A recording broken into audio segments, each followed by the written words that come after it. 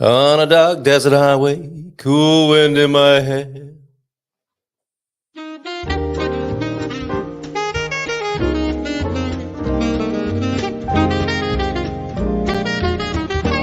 Bom dia, Portugal! In Portugal, there's a YouTube show full of fun facts you need to know. Carl rings the bell and the members show to the GMP morning show. Featured guests will come and they will blow your mind. The audience will do so in kind. The little vanity mixed with some insanity on the morning show with GMP.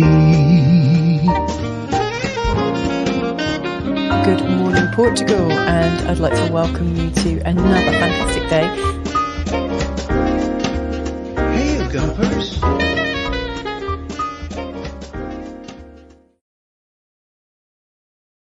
Hola, bom dia, alegria. Munson here with Good Morning Portugal show, live stream and podcast. How are you this morning? Well, I hope. How was your weekend? Got some lovely videos that have come in from folks who've had a fantastic weekend, reporting back with their video footage of fantastic times they've had here in Portugal. So if you'd like to add to that, 913-590-303. And there's always something, isn't there, that you realize you've missed or overlooked just as you're about to go to air.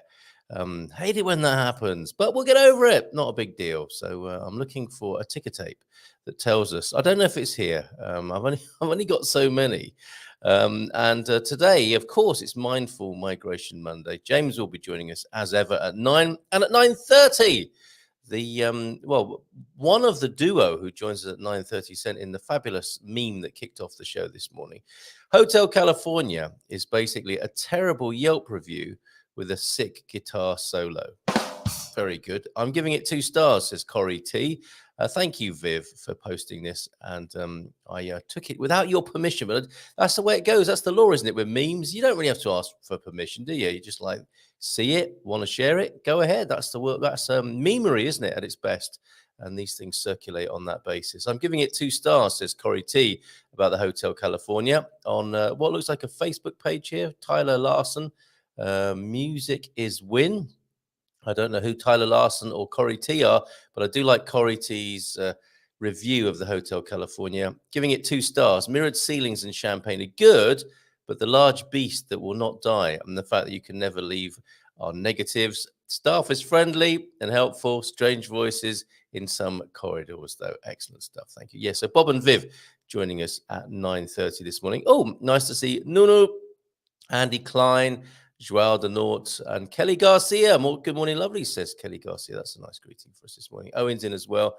More from Owen and Joao Denort in just a moment. Actually, I think we should go there now. As soon as I've remembered how to remove the meme from the screen. There, the meme on the screen. Nice one, T-Duck, who is pictured here with, I don't know, I was going to say favorite band. I'm sure they're not his favorite band, REM. That's him in the corner there. Have you got a picture of yourself with a famous band? Send it in on 913-590-303. And apparently this is the same picture that REM showed to people when they say, we had our photo taken with T-Duck. Look, that's us in the main frame. And that's T-Duck down there in the corner. Any pictures you've got of you with rock stars or famous people, wouldn't it be great? I think the one that comes immediately to mind in our community who has some great pictures of themselves with famous people would be Suze. I don't know if Suze is joining us this morning, but Suze has sent in some brilliant photos of her. Oh, her and Jim McDonald, I recall. Jim McDonald also had his photo taken with Robin Williams. Not Robbie Williams, but Robin Williams. Okay, also had this mail in today. Someone wants to pay me $200 to put an advert on my page. I was immediately suspicious when they said, oh, we won't need access to your page or anything like that. But that's very generous, isn't it? That sort of thing, and people offering to help me, often from India, I think, who look at my live stream and say, oh, you didn't have very many people, did you? Well, maybe we like it like that. And they offer to find me hundreds, if not thousands of people I'm sure, for a fee. I've not. I don't always respond positively. And when I say, look, I'm all into organic growth. People who want to watch the show will watch the show. And I don't want a load of randoms who you've paid to watch the show subscribing and watching. Am I missing something? Should I be doing that? I'm up for organic growth. Who doesn't like a bit of organic growth first thing in the morning? I know Bob does. Morning to you, Bob. Looking forward to seeing you at 9:30. And Portugal, you're in early. Normally you join us later on in the show, and you might like to ring in from time to time. Later on this week, on Thursday, on the Iberian FM phone in, which is we're getting into a nice habit with that. 10 o'clock in the morning, 11 in Spain. We're going to go to Spain and see what's hidden in Spain on Thursday. But today, we're going to be talking about President Lula. Is he still here in Portugal? He has been here in Portugal. And I like this quote from him. He's ruffled the feathers of the foreign policy of the United States and Europe. Mainly Germany, I would think. If you don't talk about peace, you contribute to war. So he's disappointed. Well, it's been a bit awkward for Portugal. I think Portugal needs to toe the line with the EU and Europe, obviously. But he's said that he believes a negotiated settlement is right and people should get around the table. He's not said that invasion is a good thing, but he thinks that a negotiated peace settlement is good. We'll talk more about that rather than getting your feathers ruffled about war and peace at 8:36. This is the Gumper Gathering, where it's all love and light and fluffy pink things. Who doesn't like a fluffy pink thing first thing in the morning? And we'll come back to President Lula and the awkwardness he may have caused for Portugal and his difference on foreign policy to the United States and Europe at 10 o'clock this morning. We're liking the way the Iberian FM phone-in is going, and a lovely conversation with Ron Rogers. If you missed that, check out Porto-based Ron Rogers and play 3 of his tracks I love from his album Portuguese Cowboys. That was a great conversation we had on Friday. So how you doing this morning? Who else has joined us? Bobby O'Reilly is here. Good morning to you. Top of the morning to you, Bobby. And see you on, I believe it's Wednesday of this week. See you then, my friend. I hope you're doing good. Looking forward. Tongue show? No, wrong channel, Bobby. I'm hoping that is to the show rather than the tongue show. President of Brazil is here. Yes, tongue show. That's just for OnlyFans. The president of Brazil, morning to you, Bobby. President of Brazil is here. We walked down Avenida Liberdade yesterday, and there were many police black vehicles and half a block roped off. We wondered who was it. It could be him. It could be him, but there's all sorts going on for Portugal, I think, at the moment, of course, with, oh, yes, that's the other thing, of course. Tomorrow evening, well, tomorrow is the 24th of April, and you know what that means, don't you? Anniversary of the Carnation Revolution, which, of course, if you do your math, and figure out if it's the 49th anniversary tomorrow, this must have happened in 1974. Big year, obviously, next year. And I have got a very special guest tomorrow night. Philomena has been really helpful and found us Paula, who will be joining us at 8 o'clock. We're still working on the finer details. And I think we have, Elena, not Paula. We've had a few personnel changes on this one for people who are available and people who feel comfortable talking about their personal experience of the 25 de Abril revolution. Now we have Elena joining us. We're going to be on at 8 o'clock tomorrow evening. All welcome, of course, as ever, and talking to somebody who remembers it from their own experience tomorrow evening. And I think she was around the age of 20. Philomena will be with us as well. Always good to have Philomena in the studio. Look, Revolution special tomorrow. 25 de Abril. We love that image, don't we? Of the child. I mean, that little girl in the picture there, putting a carnation inside the barrel of a gun for the iconic image that we see there for the 25th of April, 74. I mean, she's got to be around, 50? She'll be around 53, 54 herself. I wonder if it does interviews every year. I wonder if we could get her on the Good Morning Portugal show. But anyway, that's going to be great fun tomorrow night. Fun, I don't know, maybe that's not the right word, but insightful, enlightening to speak to somebody. I don't think I've ever spoken to somebody in any depth who was around in 1974 on the 25th of April and lived through it a little bit. Certainly what's important about that is not only what in the run-up to, because it was a long run-up, let's face it, people wanting to overthrow the Estado Novo, but what came after, because it wasn't plain sailing, as you might have, as you might imagine. When you have a revolution, it's not just like, okay, that's it, change of staff, although with many revolutions there isn't, is there? A lot stays the same behind the scenes. But it was quite the struggle for a few years thereafter, and I imagine Elena and Philomena will fill us in on that. So tomorrow night, please join us, 8 o'clock, the 25 de Abril special. President Lula has announced he'll be in Nazaré today. I wonder if he's stirred up the water, isn't he? I wonder if the water will be stirred up at Nazaré today. Nature, a bit like working with animals and children, you can never guarantee nature's going to perform in quite the way you want it to. I imagine they want to show President Lula the big waves of Nazaré, I wonder. So I don't think, hey, he might be going past the end of my street today then. Wow. Okay. If I hear lots of hooting and sirens and fast cars and a little bit of a motorcade like T-Duck saw yesterday, that'll be President Lula then making his way around Portugal. Okay. Join us to talk more about him and his foreign policy at 10 o'clock today. Were the four wise men in? Three weren't they, this morning at around 8 o'clock? Yeah, certainly 3 out of the 4 were here. Coach Turner, T-Duck, and James will be with us at 9 this morning.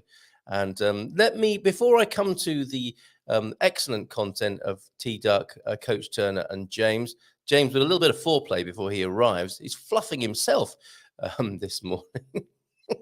Let's go to your videos of your fabulous weekends that you've been having. The first of which is from João de Norte. Actually, no, before I show that, I must show you where Mr. and Mrs. de Norte went this weekend. And we'll have a little caption competition this morning. They pulled into this restaurant. I think they're a bit peckish. And they thought, oh, that looks like, is that a restaurant? Yes, it says restaurant. And it's the Restaurant Amorg. Now, many jokes have ensued as a matter, stimulated by the name of this restaurant, Amorg. The atmosphere was a bit stiff, says Dougie over on GMP VIP platform. It was dead good, I think was another review. What else might we say about the Restaurant Amorg? Put your mind to that, if you will, while we take in some video. Oh, now the problem I've got here is, oh dear, did you hear that? I'm so sorry. I was trying to mute that and I didn't do that. I'm so sorry. Oh my goodness, I'm going red as a beetroot. How rude of me. My mother brought me up not to do that live on air. Let me pull myself together. This is the video of Mr. and Mrs. de Norte and Owen looking at a part of the Green Coast. And you'll see why I'm calling it that when you've enjoyed this little trip up north with them.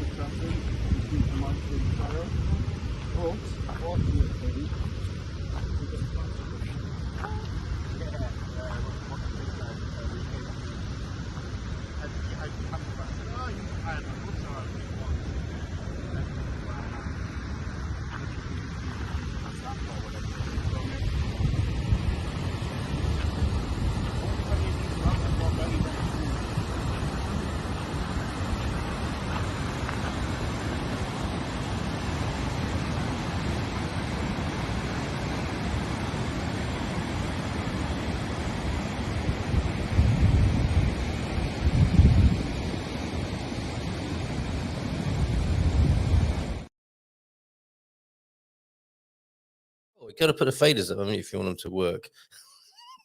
Isn't that amazing? And when the fader was up, I embarrassed myself. And when I wanted to speak, the fader was down. You can only get better, everybody. Good morning to you, Darren, Antonio F as well in this morning. Portugal, San Francis also in. Lovely turnout this morning. Thank you, everybody, for being here. Give us your reflections on your weekend, if you will. That was John, Pam, and Owen there. In what looks like to me, it could almost be a British coaster, that a moody and magnificent, a little bit grey, but I could smell the freshness and feel the freshness on my face of that. The Green Coast there, I think it's right to call it that. Portugal, clearly not all Algarvian and Silver Coast. The lesser known northern and Green Coast is there for you to enjoy as well at some point. Now, we're heading towards Ponte Lima this weekend. The countdown to Ponte Lima begins, and we're heading up there this weekend. Really looking forward to that. And I am, really looking forward to it, and a little bit concerned because what I tend to say, Country Bear, please bring that back at 10 o'clock, because if we start talking about war and peace at 8:45, the atmosphere could change quite considerably. That's why I partitioned. I will star your comment and carry it forward until 10 this morning, but I've got to be really careful with the vibes of the Good Morning Portugal show and creating a bit of a boundary between what we do here and how we hang out without getting too triggered and stirred up. We've done a lot of work on that over the last few years to not have that happen. But get triggered and upset and get things off your chest all you like at 10 o'clock for the Iberian FM phone-in. That's what it's there for. But I don't really want to mix the two up if it's all the same to you. Okay, yeah, Ponte Lima. Countdown to Ponte Lima begins. It's T-minus, 5 days that is for us. We're going to be going up to Ponte Lima at the weekend.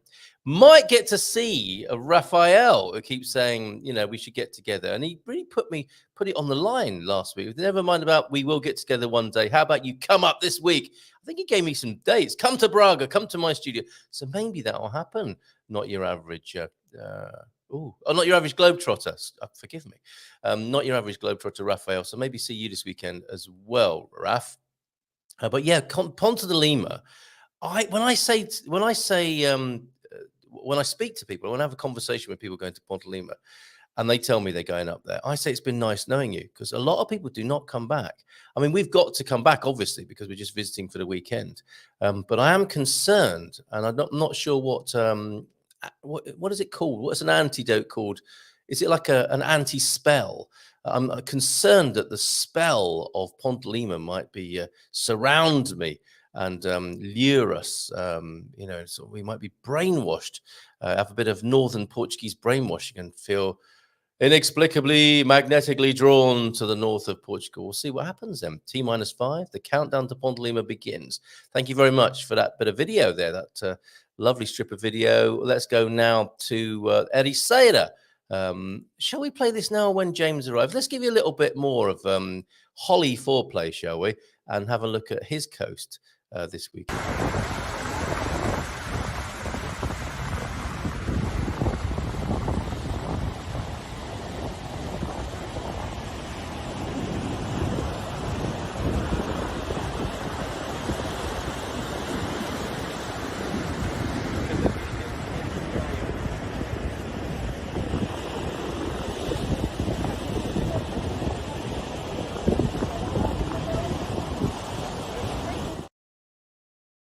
Oh, that was really rather good. The colours, James said the colours, and I'm sure he'll talk more about that when he arrives. This is a great comment, Paul. Good morning to you.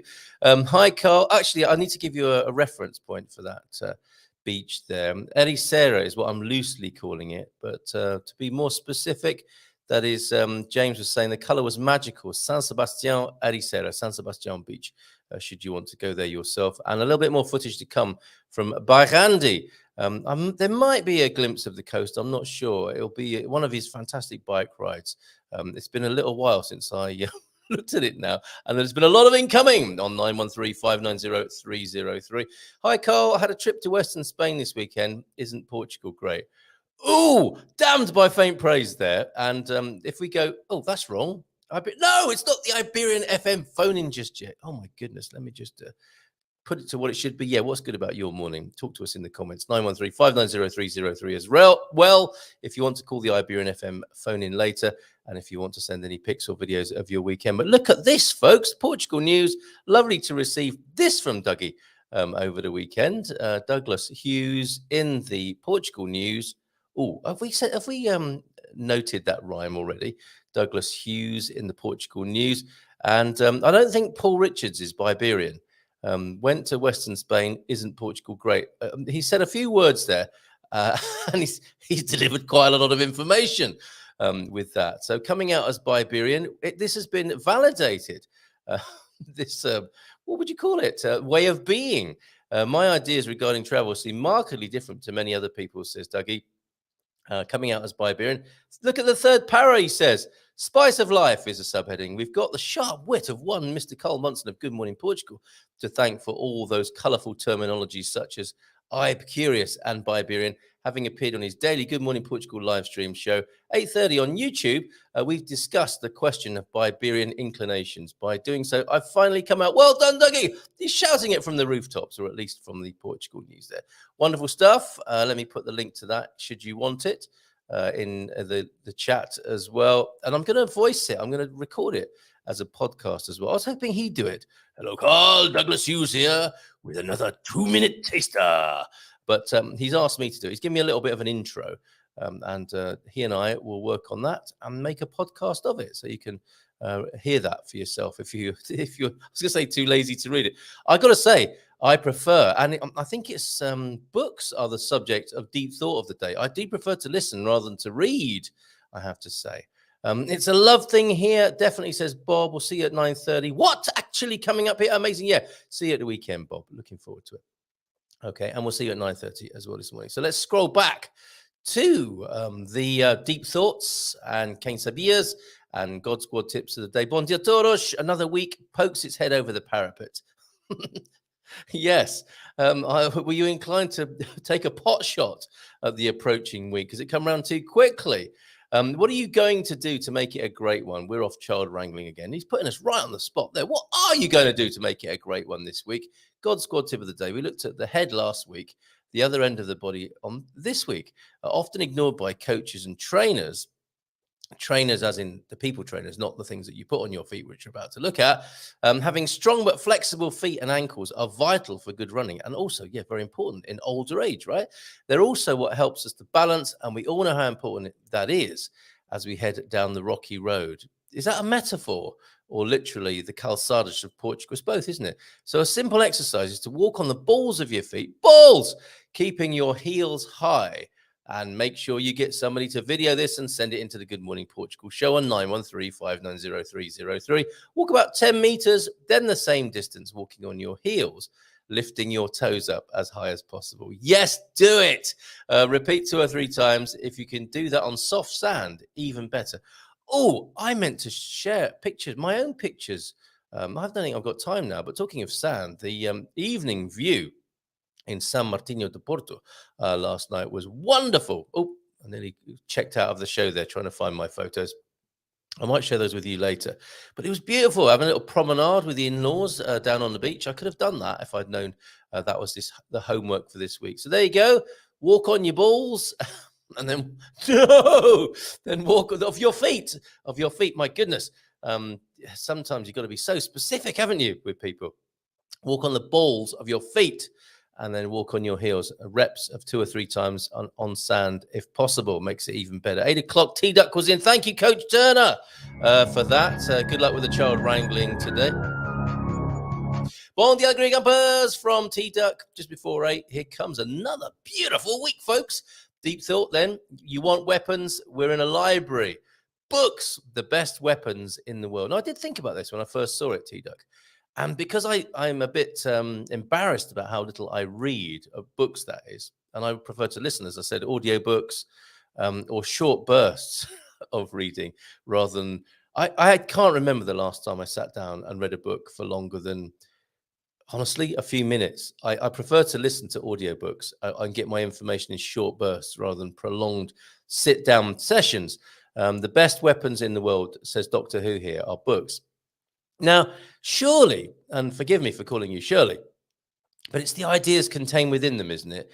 Isn't the book the medium or the media and what's being transmitted? The weapons are the ideas, I would have thought, in my defense. I'm saying that as someone who's a bit embarrassed about not reading very much. Anyone else care to share on that matter? Doctor Who, British science fiction TV series. Apparently as a child, I used to hide behind the sofa when this came on a Saturday evening.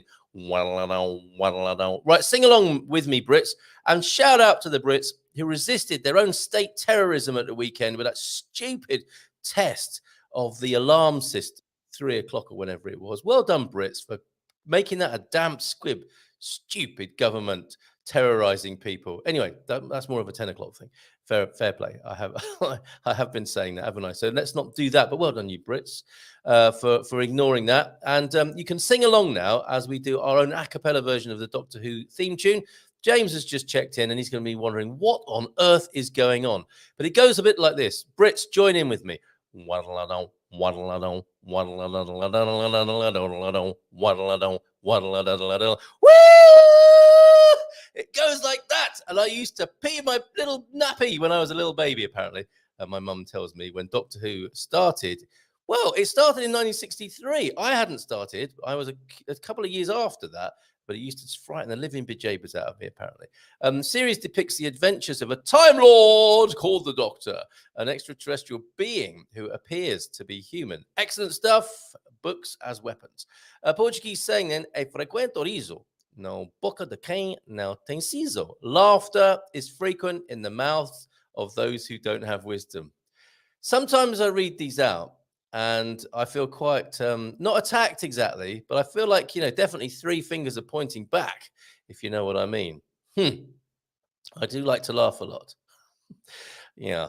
Quem sabia then? Multibanco is the largest interbank network in Portugal. It's quite amazing, this system that we've got here. It's owned and operated by SIBs, and I dare say it's made them very successful. So Sociedade Interbancária dos Serviços SA, and it links the ATMs of 27 banks. And one of the most notable characteristics of Multibanco is the wide range of services that can be utilized through its machine. Yes, fishing licenses, paying of bills. The bill paying thing is really good.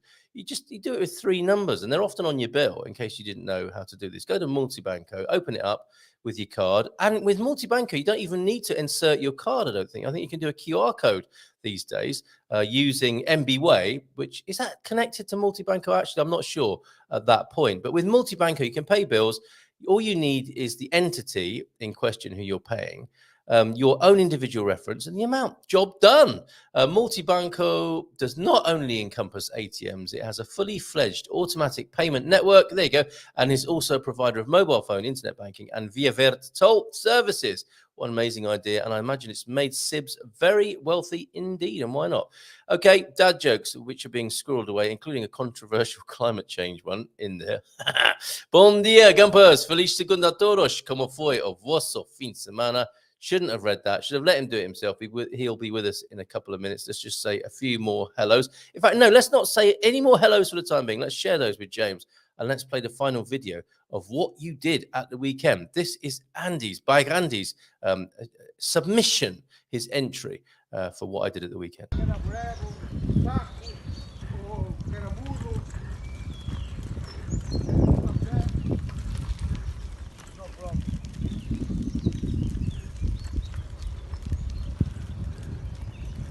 And here we are, cycling through the beautiful Barrada.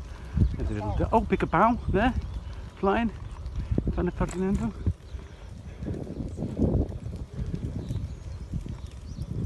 Another gorgeous morning. Oh, watch this hump. Sorry for the wind noises if there's any. I didn't find any dead cats or other roadkill to put on it to dampen it. There's a young man there. Oh, bird watching, look. Anyway, there we are. Lovely jubbly. Ciao bellas. He's so international, isn't he, with his ciao bellas there. Andy has just sent me a message to say that he has a video as well. I won't have time to download and share that with you, but the link is going into the chat. That is the Aveiro Marathon, which also took place at the weekend. Fantastic. Good morning to you, Andy Klein, who's also in. I hope I've said hello to everybody this morning. I think all I did was give Marcus PT Country Bear a boundary rather than saying good morning. How rude of me. Hola, bon dia to you, Marcus PT Country Bear. Good to see you here. And forgive me if I've missed anyone thus far. We'll come back to you for sure. What else did we have put by for the Gumper Gathering part of the show this morning? We had our Revolut, just very quickly. Yeah, we had our Hotel California review. I've got some great news to share with you, and that's why there is a link, my affiliate link to Revolut in the chat early on this morning. And it's because finally, after this message, you know, when you're talking to robots or help staff, helpline people, And it's very easy sometimes, isn't it, to become a bit snarky. And I did. It's been months now that I've been trying to change my Revolut UK account to a Portuguese one, and it's been going around in circles. And I sent them this message yesterday, and this was it. This was the ultimatum. And I said, I'm honestly losing the will to be a Revolut customer. Does Revolut refer to the endless cycles you're asking me to go in? I think this will be my last attempt. And you know what? At that point, they sorted it out. And I do love Revolut, apart from this little bit in the middle, which has been the no man's land, migrating my account from my UK one to now a Portuguese account, which I successfully opened with their help over the weekend. So if you're looking for a card, like an online bank, they're quite amazing. I think they're described as a unicorn. Is that a company, that a startup that achieves $1 billion turnover? They are superb when it's working and when you get past these customer service issues, as I have done now. When I was first in Portugal 5 years ago, I used my UK Revolut card, and it was superb, I have to say. Currency exchange for those small amounts, using it in all manner of shops, service stations, petrol stations, gas stations, etc., etc. Very, very good to have in your pocket. Change those big amounts with Spartan FX, and I would thoroughly recommend using a Revolut card for those day-to-day things. And you can buy stocks, shares, crypto as well using Revolut. And one great thing for me, and I've been promising my lad this for ages, is you can also have sub-accounts for kids or grandkids, for that matter, under 18s. And you can get a card for them, and they can begin to manage their own money on an app as well. It's all app-driven, I should add, and a very good app too. So I thoroughly recommend that. And my boy's delighted that he and I both have cards coming this week, Revolut cards, and he'll be able to manage his own pocket money paid directly into his Revolut account, and he'll be able to use his app to manage it. It's 2 minutes past 9. How rude of me. I always say this, don't I? He'll be furious. Hopefully there's a psychotherapist. Shut up, you idiot. And bring me on. He can be his own psychotherapist and manage his stress about this after this little segment.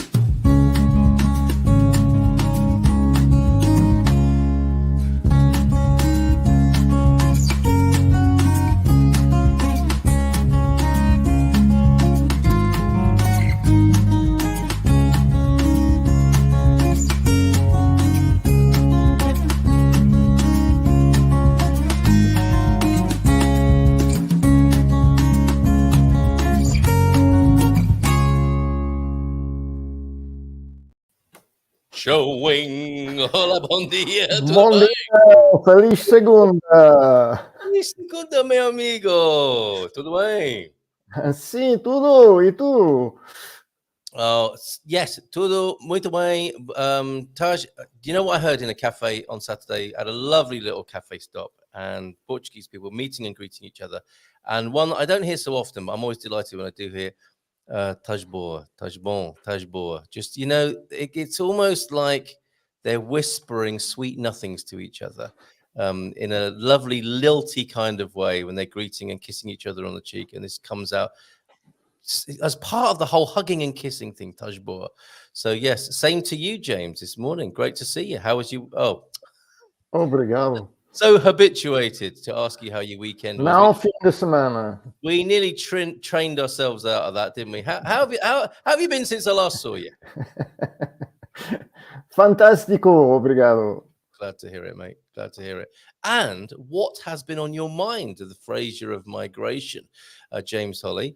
Any mindful migration questions? That's how we like to roll on a Monday. There's a lot of people talking about moving to Portugal now, and there will be more and more, I suspect.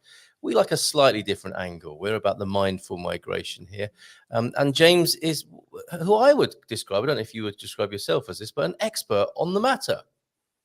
Well, I heard a presentation once where the man was saying that he had been referred to as an expert, and he says, I don't consider myself an expert. He says, you know what an expert is, don't you? It's a oh, no, I got to get the punchline right. Come on.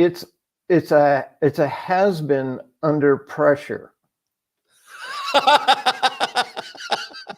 That's good and Yes. true. That's why I'm laughing, right? So yeah, I don't call myself an expert. I'm still stumbling through life like everybody else, but I have some knowledge about some things that is greater than others who have knowledge in other things. So yeah, I'm just a part of the club, part of the humanity club. Yeah, well, yeah, absolutely right. I think I'm calling you an expert because you mix in a lot of personal experience. I think anyone who talks from personal experience and hard-earned personal experience is a real expert, and certainly that's what you do on a Monday. You're talking about your own journey here, aren't you? And you're mixing that up with your professional wisdom and insight as a psychotherapist as well, which I think is a fantastic combination and formula for anyone who might address the subject of mindful migration. And Bob and Viv will do the same when they have a very mindful and kind of spiritual approach to the moving to Portugal as well, and they join us at 9:30. Did you have anything particular on your mind you wanted to share from your reflections this week, James? Well, the first thing that immediately popped up is the reference to psychotherapist, which I resigned my license last June for ethical, legal, liability type issues. I cannot have a public presentation as a psychotherapist if I'm not maintaining my license, and if I had my license, it would only be valid for residents of California. So that's the reason that I resigned my license. So now I have shifted my designation to life and relationships coach. Gotcha. Okay. So that's just a function of, this is a public show, and I just don't want anyone to be confused, or the California State Board of Behavioral Sciences to say, hey, he's calling himself a psychotherapist. Okay, you can call me that, but I can't call me that. So I think I will make a reference that's more like with a background in psychotherapy. There you go. Yes, and that's how my public presence is now. I say, in addition to my 20 years of psychotherapy, I am now, I just can't say I'm licensed in that position. That's just a technicality. So want to get that straight. Once out there, you can call me whatever you want. And if anyone comes after me, I can say, go see the show on April 24th, 2023. Yes, when the disclaimer was officially issued. Yes, exactly. So that done, I wanted to share with you something that came up yesterday. We went out, we being my Portuguese family here, went out to lunch at a Chinese restaurant yesterday that they love to go to. There was a joke made, because I've been to Espinho once now. I'm going to go back this weekend and just visit it some more.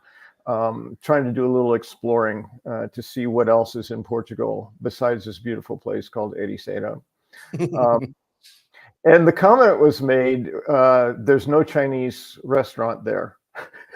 This is a family of Portuguese people it wasn't really a complaint, but it was just like, oh, by the way, there's no Chinese restaurant in Espinho.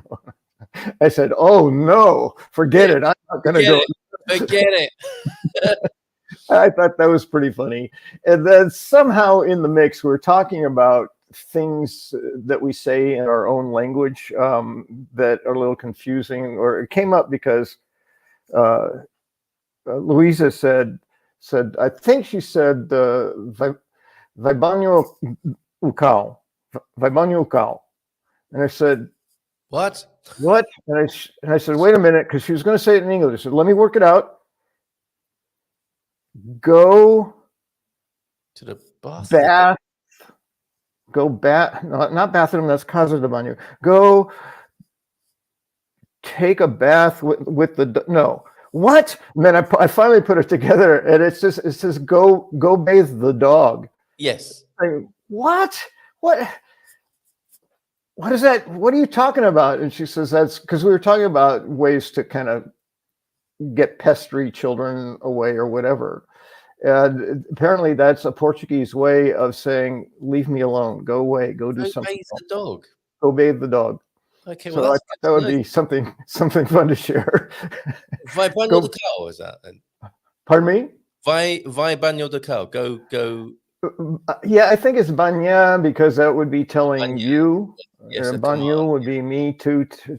I'm not exactly sure about all the grammatical, structural details of it, but it was something along that line that I thought was very funny. Here we go. Dar banho cão. There you go. Dar banho cão. Thank you, Antonio. Yes, thank you, Antonio. Obviously well known in his household. Familiar in the culture.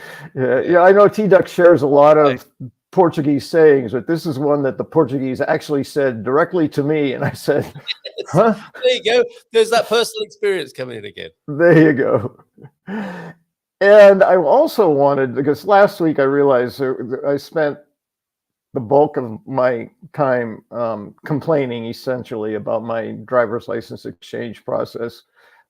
Connie jokingly said it because I made a comment about always wanting it, finding it humorous and fun, and she said, "I didn't find that fun." I said, "Okay." She was teasing me, but I don't know if I shared, and maybe you can remind me, because I've told this story to so many people because I just found it amazing and a little bit funny, about my medical exam for my driver's license. Did I talk about that a couple of weeks ago? I don't remember. I don't think I did. About it happening. It was going to happen. I'm not sure we've been there yet in the journey. Well, I'll try to keep it brief in case I'm repeating myself. I just found it remarkable. I'm sure we'll be told here, James. Yes, literally remarkable. Started with trying to find. I was told I could get the exam from a doctor at the driving school in Ericeira, and that it would cost 30 euros.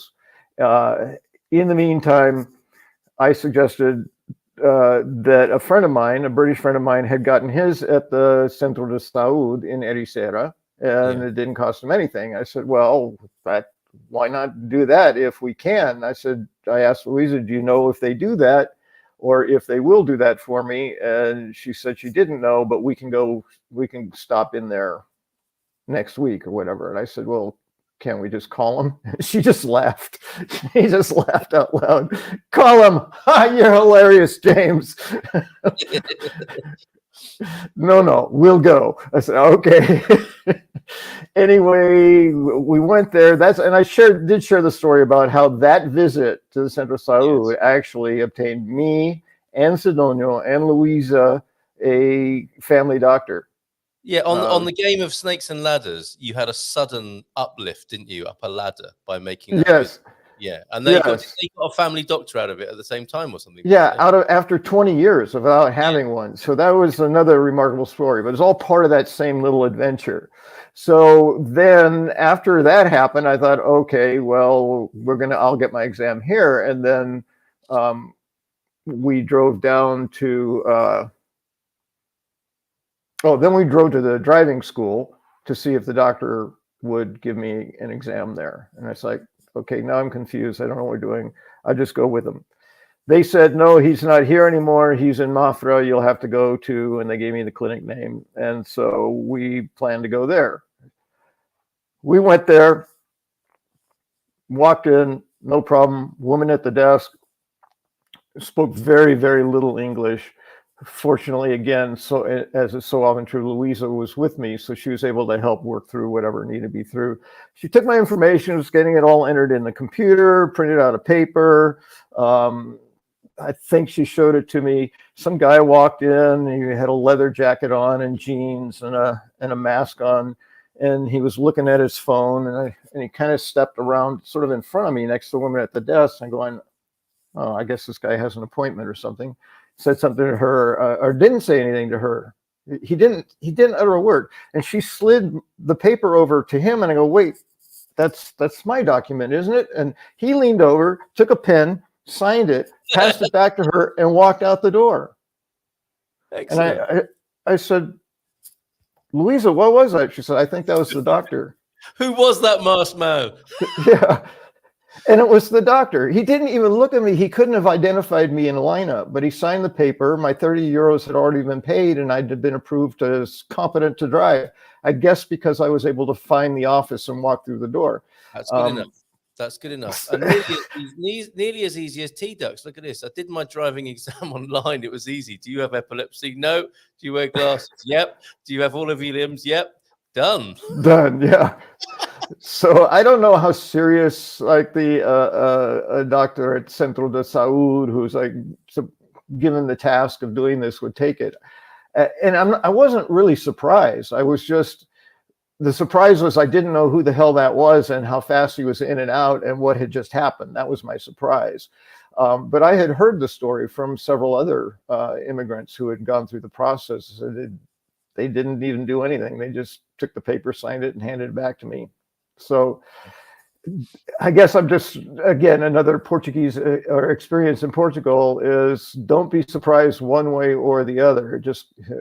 It depends, right, on where you go and who you see. So that the final on this driver's license thing, because I talked last week ad nauseum about my experience.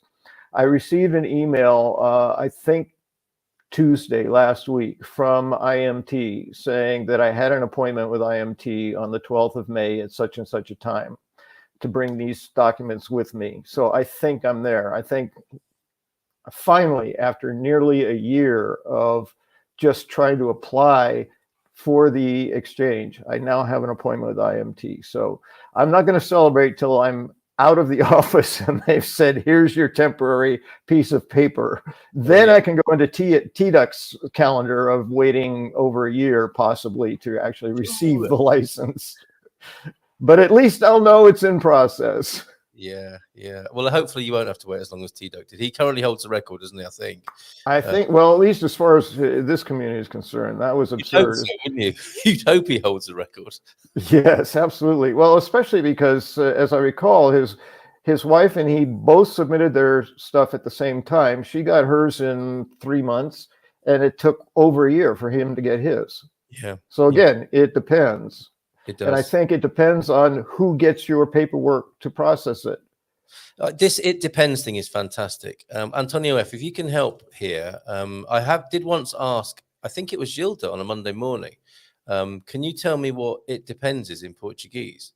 And she replied by saying, it depends. I said, yeah. It depends. And what she meant was, it depends which context you're saying it depends in. That will give you the translation of it depends, which is fantastic, isn't it?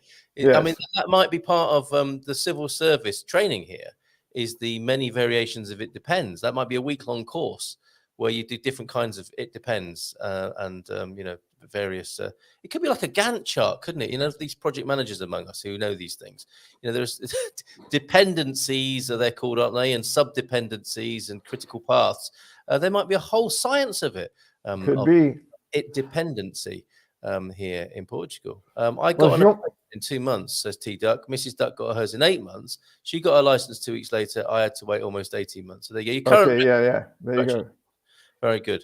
And I would like to give him a parabéns for finally getting that, and you for the progress you've made. And also, if I may roll into this particular parabéns, a big old morning cockerel. Happy birthday over the weekend to Garvo as well. So all of you, James, well done for getting that far. Well done, TDUC, for being the record holder of almost 18 months of driving license. And belated birthday wishes to Garvo.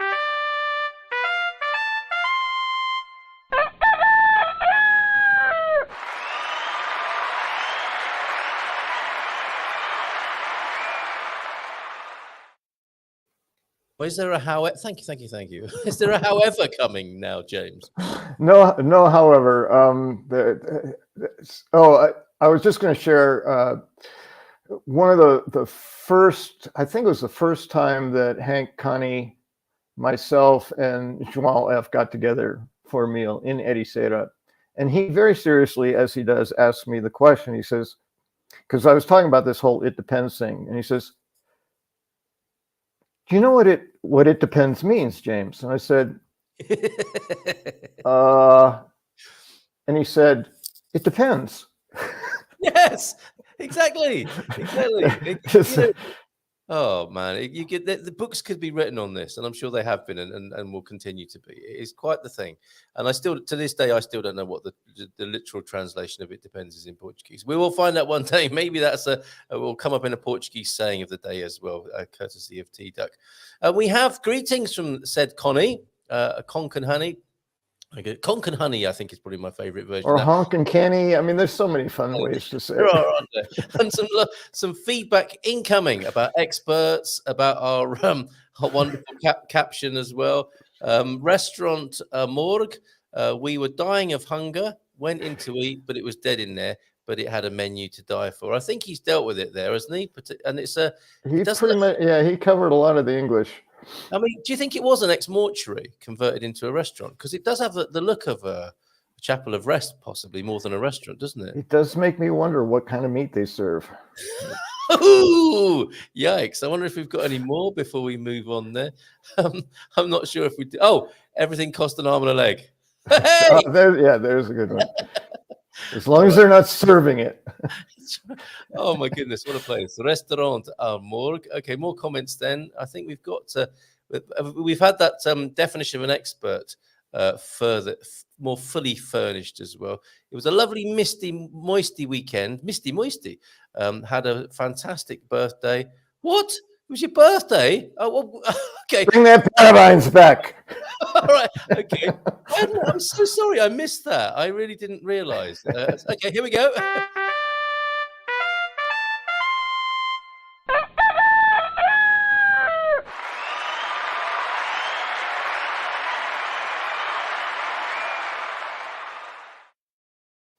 Forgive me for missing that. Long may the celebrations continue. And into tomorrow, we're going to draw your birthday into the 25th of April tomorrow. And maybe you'll join us on screen for that wonderful gathering that we'll be having tomorrow, who somebody actually lived through it as a teenager. So I feel like the person behind the counter. Imais? Imais? I see you. Oh, it's my Zoom. It's a good phrase there, isn't it? Image. Yes. Fantastic birthday then. I'm so sorry I missed that, Joel. Family, friends, and my favorite dinner: pork chops, peas, applesauce, and favorite treat, homemade apple pie. That sounds great. And isn't it lovely to have your favorite foods on your birthday? And yes, maybe we can make the celebrations last through to next weekend when we'll see you in person as well. Oh, on this matter of people sending me a message every other day asking me if I want more viewers and they can help me, often Indian techies. Exactly, you need relevant viewers. Yeah, I don't want a load of randoms just to put the numbers up. Well, I guess we're all, the entire community is out on that one. I don't know if any of us are relevant. Well, you're random in a different way, in a good way. Yes. Bon dia for sure. Hope you had a fabulous weekend. Thanks for your video, Bike Andy, who I think I did 80 kilometers, did you not, over the weekend? You haven't sheathed your microphone yet, but it wasn't an especially windy day. You say you did 80K yesterday morning, as I hadn't cycled for nearly a month, what with our French and Spanish trips. We're going to do the Aveiro market ride, but they blocked the roads for the marathon. Okay. And there is a link to the video that Andy captured as well, if you want to see that. And that prompts me to ask you about this, James.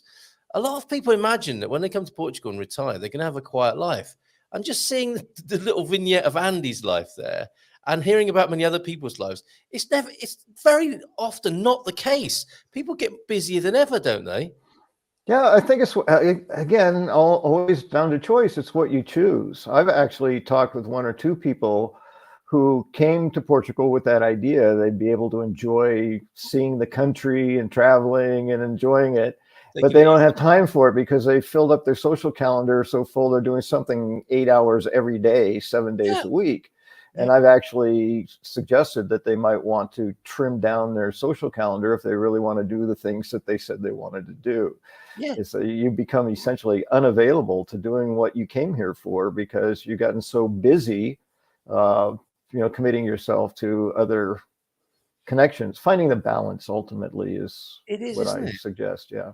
And it's a bit but it has to be choice. Otherwise, people just keep approaching. They say, "Oh, I'm new, and you familiar, and let's get together." And you keep saying yes, yes, yes, and you're not really being mindful to make a choice about, how do I want to structure my life and my week around the various pulls and pushes on it? Yeah, and I suppose it is that tension between going with the flow and being mindful, isn't it? And there is a fantastic Spanish phrase, only dead fish go with the flow, which I think can be useful at times, can't it? And so a nice little intervention there. If you find yourself being overwhelmed in retirement and what you imagine to be your going with the flow, Portuguese easygoing lifestyle, be careful, because it's like closets in a home, isn't it? They get filled up, and just like your time does, with all various activities. Sufficient unto the day is the evil thereof, you might say, with the daily round and the common task. I find that really interesting. That it goes against people's sense of how they will retire, and they're busier than ever. A different kind of time management issue that they had in their work life, perhaps, or similar theme, but with different content. Thank you for that, which I'll represent at 10 o'clock as we talk about President Lula of Brazil and his foreign policy. Thank you for that, James. Long bouts of reading are not a requirement.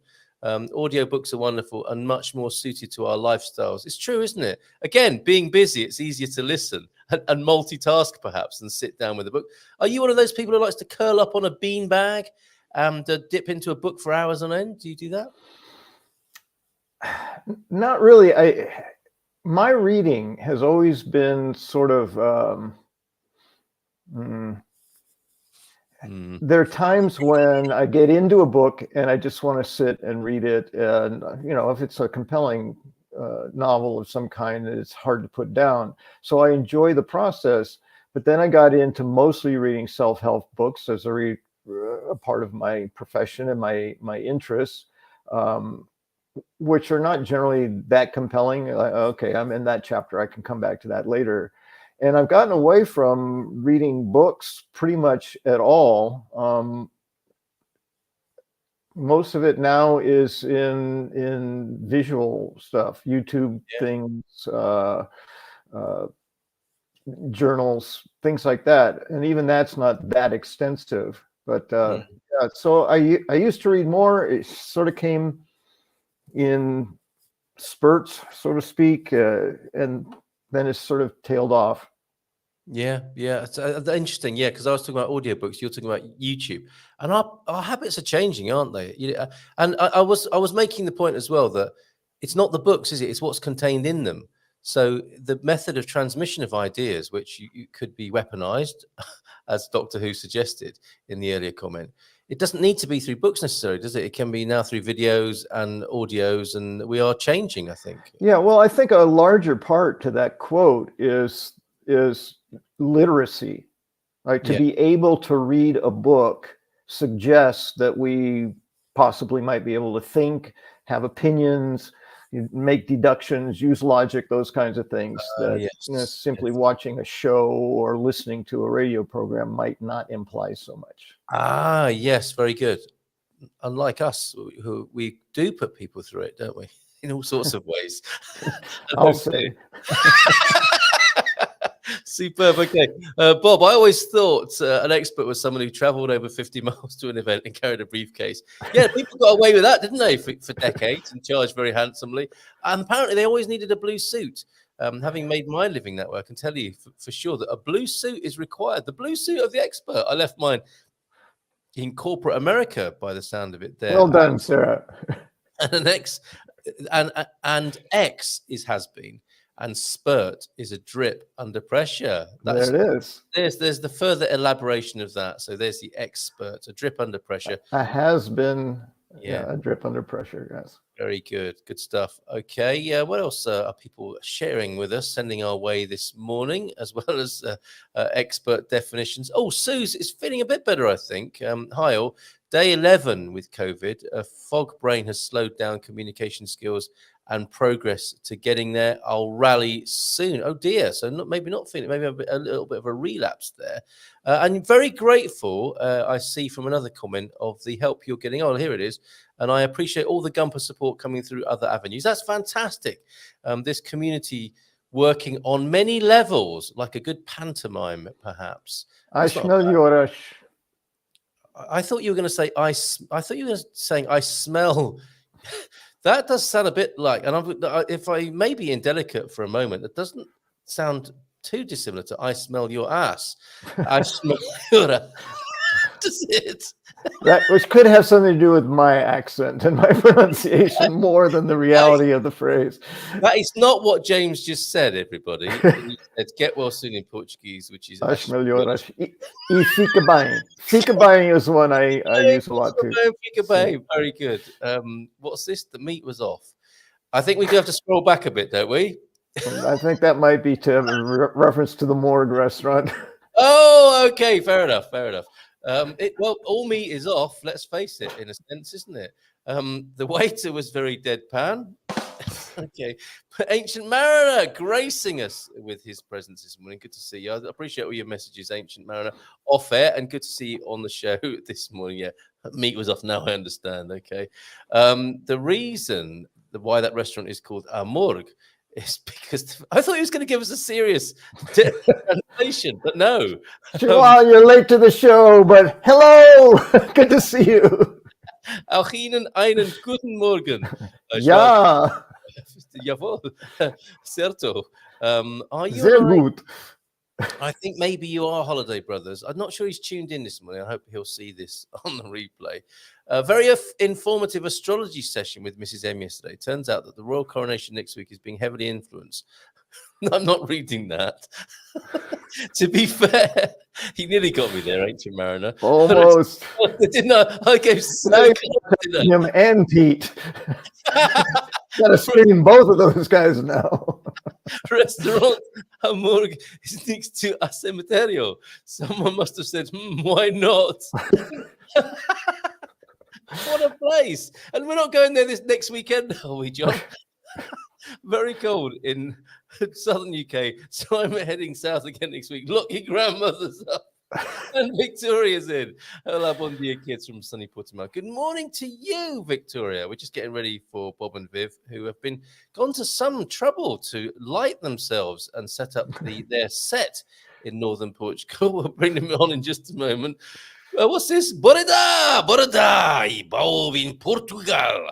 That's Dougie there. Hello, Carl, with another 2-minute taster. Hi, Randy. Yes, I've received your email. Well, feel free to use the chat for your own personal correspondence, everybody. Let's give them a nice big round of applause. Yay! Onto the screen now.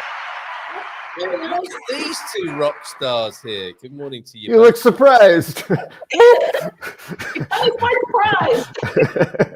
Were you thinking this was a Zoom call that you had scheduled with family? It's actually the Good Morning Portugal show. Welcome. Thank you. Good to be here. Great to see you both. Yes, we are headed. The countdown to Ponte Lima has begun. Team Munson will be headed up north this coming weekend. It all happened very quickly, and we've been putting it off for far too long, let's face it, because you've been very kindly inviting us as well. So, yeah, this weekend is the weekend. And as I said before, a little bit worried. I always say to people, it's been nice knowing you when they go to Ponte Lima because they never come back. We'll have to make sure we've got some sort of mechanism in place for returning to the Silver Coast. How is life in Ponte Lima, you two? Pardon? How is life in Ponte Lima? How's it going up there? Huh? It's great. I spent the weekend in bed moaning, so I don't. Well, good job, Bob. Good job, Bob. Well done, sir. Maybe he had nothing to do with it. We don't know. Let's find out. He was a prayer. Okay. It's a job. No, it's pitiful moaning. It's significant. Viv, I'm so sorry to hear that. I'll live. Have you had a touch of something or other? Flu, COVID? Yeah, or some kind of weird respiratory thing. I don't know. Headache. Yeah, I think I brought it back. Coughing, sneezing. I caught it from him. I brought it back from England, and she picked it up 2 days later. But hers was on steroids. I wasn't bad. Sinus infection. Yeah. But I tell you, I'm beginning to wonder because both times I've been to England and back, I've ended up with a sinus infection, and I'm not sure what that's telling me. I'm British, Bob. I'm not responsible for all respiratory diseases that come from the country. And it's the dreaded English sinus thing. English variant. Yes.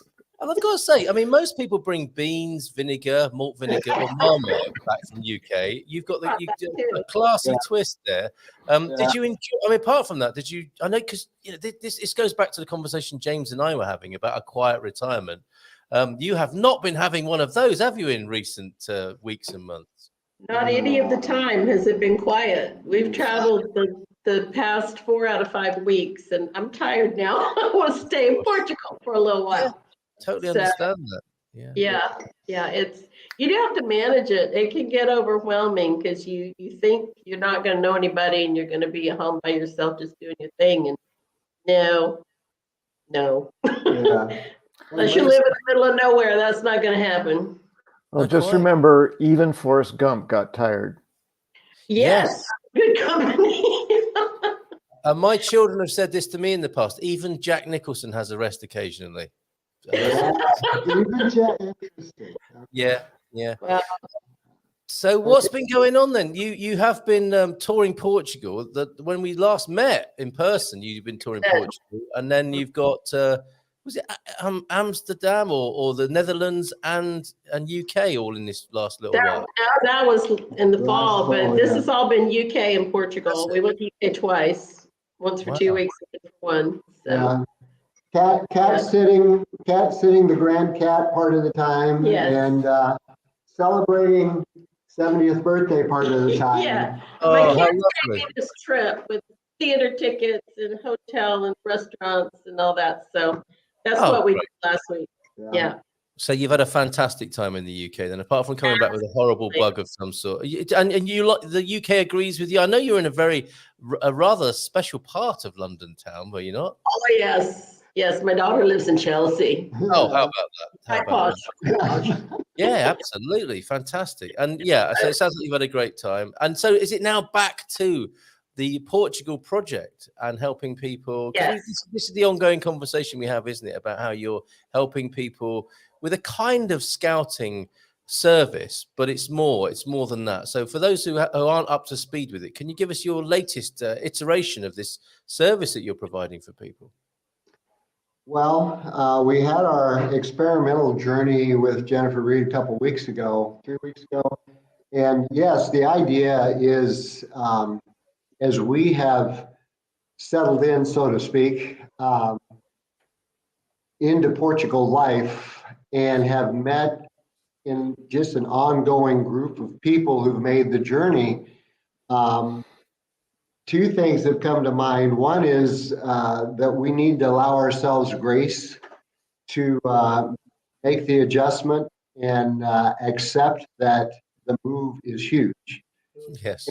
And the adjustments continue even after almost 17 months.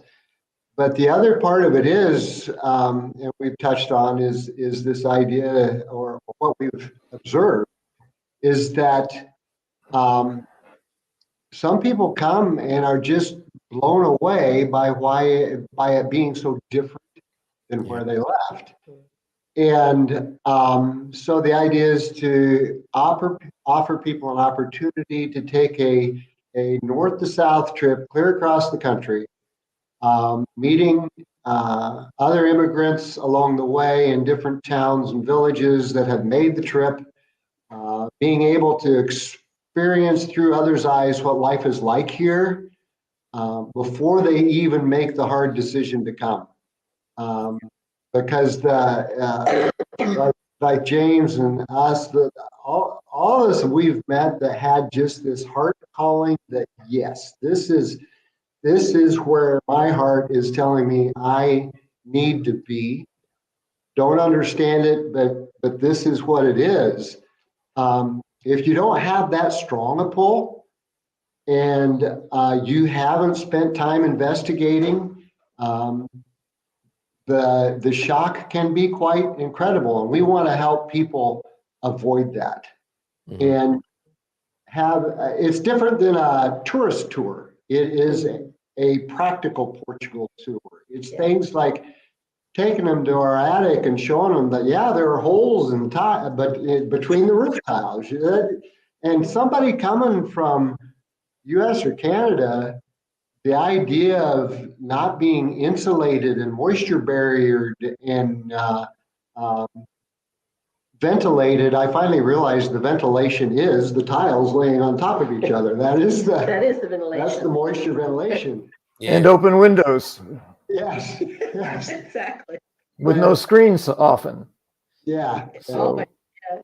inviting the bugs in. Yeah, it's very different. And alone, that might not seem a big deal, but what we tend to find is that there's that one, and then another one a few hours later, and then there are a lot of adjustments to be made, aren't there? And they kind of add up. And I think that's probably your personal experience as well, isn't it? That Yes. none of them alone is a big deal, is it? But when you have them in multitudes, and it can become one of them becomes the straw that might break the camel's back. Exactly. So it's finding the balance can be tricky, because you want to point out the reality, the practical part of it, but you don't want to deny the beautiful, wonderful aspects that called us there, right? So finding that balance is tricky. Right. And that's the whole idea of this trip we experimented with, and we're confident the concept will work because of the ability, again, to talk to people. We tried to connect personally with James, and the schedule just didn't make it work. But talking with specific people, I wish I'd thought to ask Jennifer. There were some ahas that came out of our visit, even there to San Martino, that Wednesday meetup. There were some things that came to light that just helped firm up concepts and ideas, and other people's experiences are valuable. We realize that they aren't all the same. Hate to say it, James, but I got my license in 2 weeks after I applied.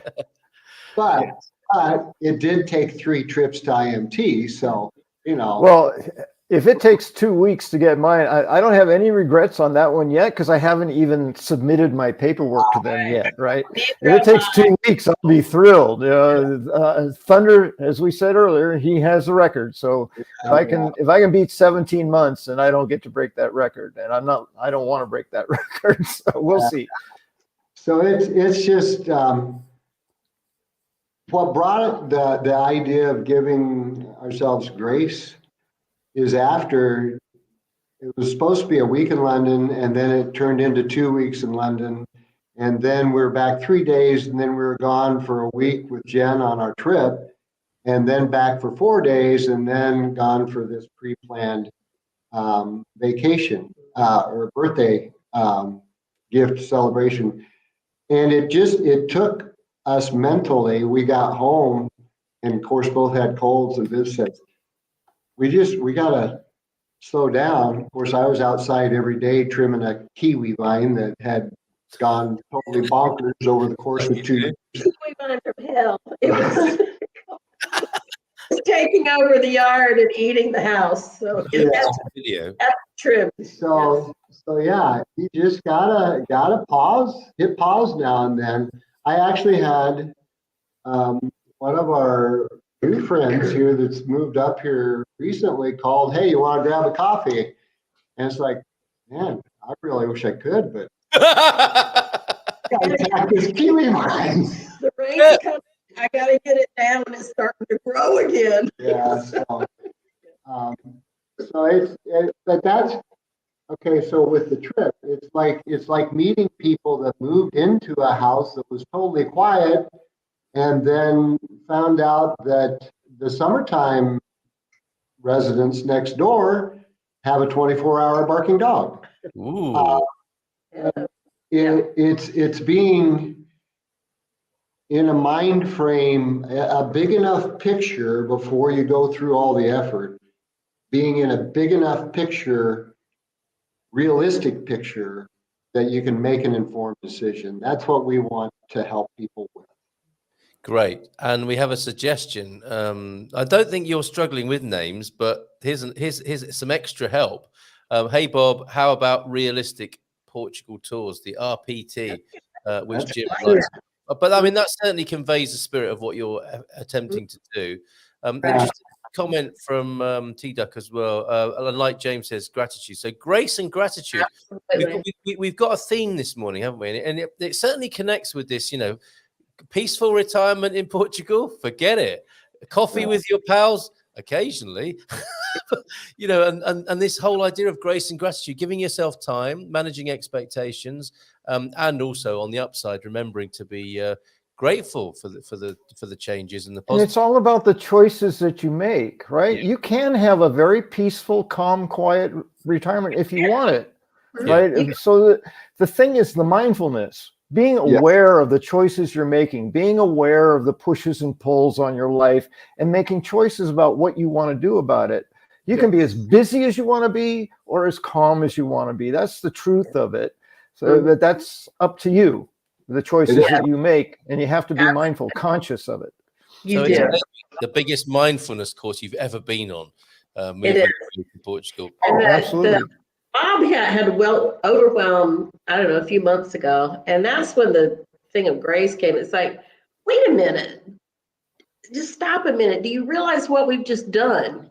And I listed everything from getting married after knowing each other for like 2 months and me moving into his house in the middle of nowhere and taking over the running of the ranch while he worked all the time. And then my knees stopped working, so I sat on the couch for a year. And then I had them replaced and sat on the couch for another year. And then we decided to move to Portugal. So it's been a ride. And it's like, give yourself some credit. Just think about the move from there forward, what we did. And you got to give yourself grace and say, that was huge and intense. And I love it. And I love the results. But that was hard. Yeah, cool. So, and remember that I can say, good job. Yes. And any change is stress, even if it's positive change. We want to do this. We're looking forward to it. We love being here. Even that creates stress, which very often shows up months later as illness. That's right. So keep that in mind. Yeah. Right. Great. This is really good stuff. And in some ways, we have our choir or echo chamber in the mornings, where I think a lot of good friends who tune in the morning, the Gumper Gathering, know this stuff, or certainly like talking about it and are pleased to hear these reflections. But the bulk of people who listen to the Good Morning Portugal show listen later. And this is gold dust information to those people who are considering the move and love to eavesdrop on these conversations. But I have to say, I'm a bit disappointed with you folks who listen later. I have invited you to ask questions, and it's really easy. Put a question on the YouTube channel. I'll make sure it gets presented to our morning guests, and even use that WhatsApp number 913-590-303. Something that is a really useful bit of technology is the voice message on WhatsApp. If you've got a question that you'd love to have answered, if you're asleep now and you're watching this later and you're thinking, yes, what he said, what she said, grace, gratitude, this is all fantastic stuff, but I have a question, just speak it into your WhatsApp application, your WhatsApp application, and send it to 913-590-303, and we'll present it to the good folks who are here every morning for Good Morning Portugal. So let's connect up a bit more. You folks who listen, like maybe 5, 6, 7, 8, 10 times more people are listening on catch up than they are in the morning, in the moment. So please make contact with us. Having time to make choices is new, so that might be a new habit. Is that right, Jake? What do you make of that? And we'll come back to you. Yeah, it certainly can be. If you're so used to just life demanding things on you that you don't even have time to think, to have some space would be new and different.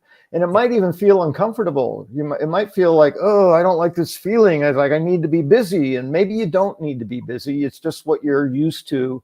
And again, it's back to the mindfulness, just paying attention. Look inside. How do I feel? Why am I feeling this way? Yeah. What happens if I rest a little longer? What happens if I don't say yes to all of everything, but maybe, depending on how structured you are, every other one, or just the people I really, really want to see, as opposed to just everybody who's asking? Those kinds of things are important questions to consider. And if we're in the habit of being busy, we might not notice that the space is something we want. Yeah. Yeah, Bob and Viv, what do you say about that? Because this will be new to some people, won't it? If they've lived their life at quite a pace and in a culture where it's go, go, go, having time to make choices could be new.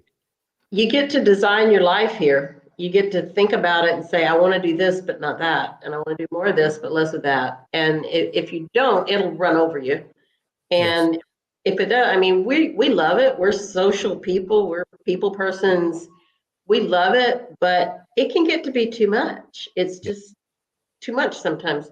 So you just have to remember, I have way more time now than I've ever had in my life, with way less responsibilities, and I can do what I want with who I want when I want, which was our mantra getting here. So we got it, and then it's like, whoa, now what do I do? It's like, whoa, I can't do everything. Yeah. Exactly. Well, and one of the things that we talked about yesterday, as far as, as we consider interacting with people, to give them a practical view of things, is the idea of like we wanted a place with a yard. But now it's either me trimming it and trimming a kiwi or hiring somebody, And so. And it's a small yard, Oh, but yeah. it's still work. But It's work, and it's got to be done whether you want to or not, whether somebody's invited you here, there, wherever. It's got to be done. So it's just one more of the aspects of. She's originally from Florida. I'm originally from Iowa. Things grew really well there, but not like here. They grow better here than in Florida. And I didn't think anything grew better than in Florida, but it's better here. So you constantly have to cut something back or trim it. I love the flowers. I love my yard. I love going and sitting in my yard under the tree. But it's, it has made me realize I don't want land. Not at this stage of my life. I don't want land. Yeah, So, yeah. Again, it's another one of those. Yes, it's another one of those expectations, isn't it? And the vision, or the rubber hitting the road when it comes to what you thought you wanted. We've had to do that. We've had to cut back on our growing, because we can't do everything. That is certainly an issue here at Munson HQ. You can't do everything you might have thought you were going to do. Choices have to be made. And I think I might have said this before, but this thing of choice is really fascinating, isn't it? Because and it connects really brilliantly with a lot of people are saying, including John here.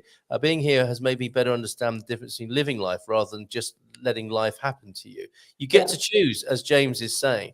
And I think I shared this in this on the morning show, but I was walking my dogs the other day, maybe a couple of months ago now, and I was thinking to myself, this walk is so boring.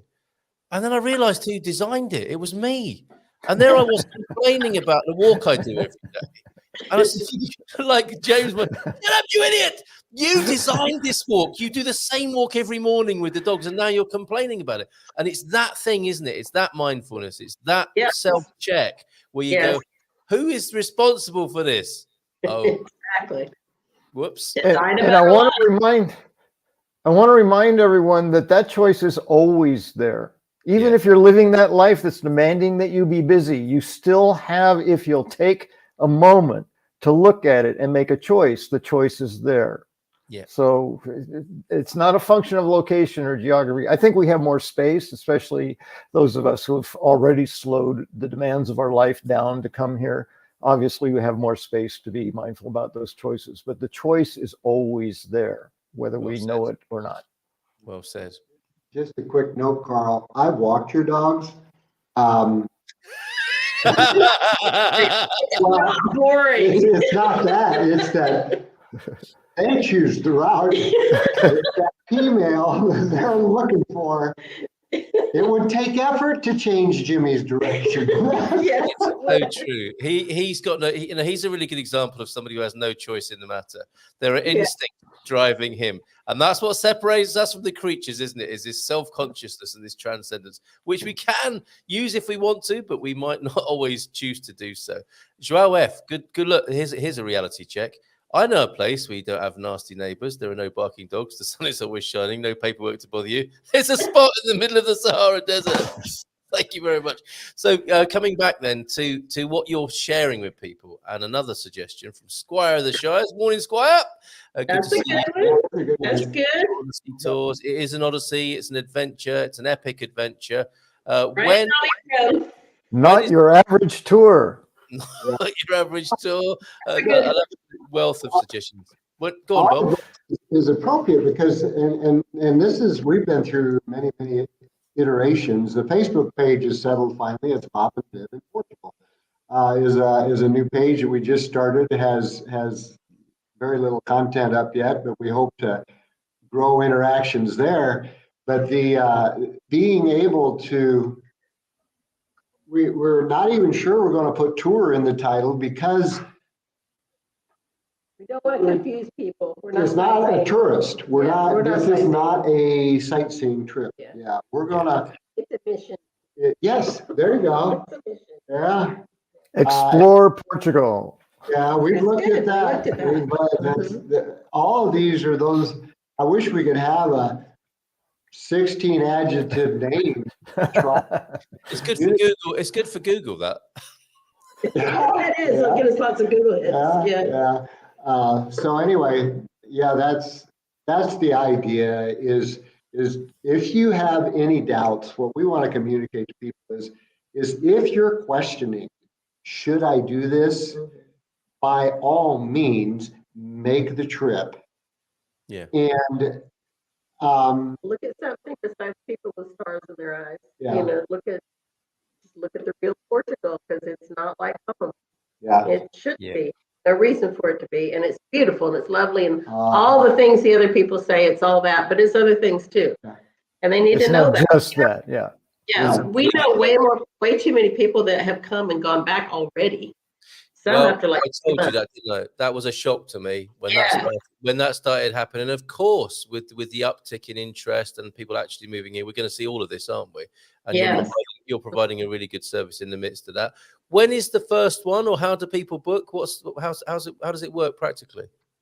either the Facebook page or Messenger with either of our names, Bob Wenger or Viv Shoemake. All of that will work. The YouTube channel is established but not active yet. We're working on that as well. We're shooting for the end of May, beginning of June for the first one. Okay. All right. I'm putting your name in because I don't know how to spell Viv's. So we'll put no offense, Viv, it's just a bit easier to put Bob Wenger in for searching. Okay, no problem. Well, and then I'm not one of those women. Not after the weekend, anyway. Oh, shoot.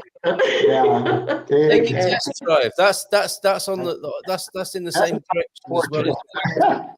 That's boy, That's a good one. test drive Portugal, because it really is. And then the other thing that came up in the course of the last weeks is that it would also be appropriate for somebody who got their first I am here, like for example, Jennifer. Jennifer has her D7, she has her rental, but she's not sure where she wants to settle. So it can also work for those that are in that already here, but in that in-between stage of, because her advantage, as she expressed to us, was she could sit back, watch out the window. She was actively looking up things as we go. She'd see something on a sign and she'd pull up on her phone. We had some flexibility to make different stops along the way. And so it can actually be very appropriate too for individuals that are, I'm here, but not sure where I want to stay here, particularly if they're looking to make a purchase rather than rental. And so it's also appropriate for that. And the tour is all inclusive. You don't have to worry about anything. Meals, hotels, travel, everything is included. And we are flexible on schedule and where we go. So we're going to go to at least five different places. And we'll go from there. Because so if you book and there's somewhere you want to go that's not on the schedule, we could probably do that. Yeah. So. Great. All right. And then you can stop off in Silver Coast and walk a dog with Yes. a real neighborhood experience. Okay. We have only a few minutes to go. Iberian FM phone in today. We'll be talking about President Lula of Brazil. If you don't talk about peace, you contribute to war. We'll open that up at 10 o'clock. Before we do, a few more comments. Thanks for being here, James. Thanks, Bob and Viv, for being here as well. Always a pleasure. Tomorrow evening, 8 o'clock, Revolution Special. And it turns out there's not a little girl in the picture. It's a little lad. And that will be Diogo. Thank you very much for this, Antonio F., who lets us know that that child putting a carnation and also Antonio F. identifying the armament there is a G3 automatic rifle. The little lad is Diogo. He is now 52 years of age and lives in the UK.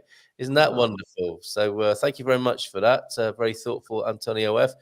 Pictures coming in. That's Southampton, where the Ancient Mariners sailed in. He's got his fur-lined bikini on, he says, which is an image we don't really want. Thank you very much, which you now can't get out of your mind. That's what Nunu's looking at this morning. Is he baking his own bread? Not a euphemism on the whatever that is, the griddle there. That looks like a lot of fun. That looks like. Is that how you heat your homes in the north of Portugal? Is it all like that up there, Bob and Viv? I wish I had one of those. That's how we heat it in Colorado. They're very effective.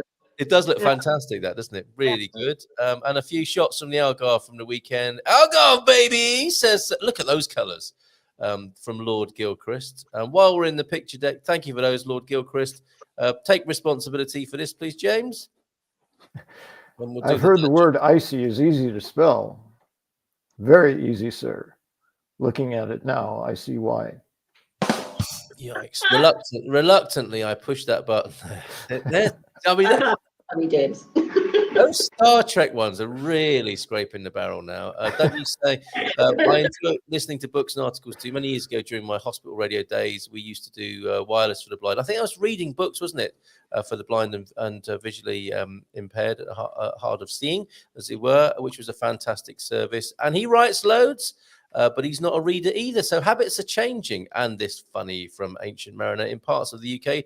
Some people, going back to your comments about what you bring back from the UK, Bob, some people still think hepatitis B is a vitamin. Okay, let's finish with some dad jokes now.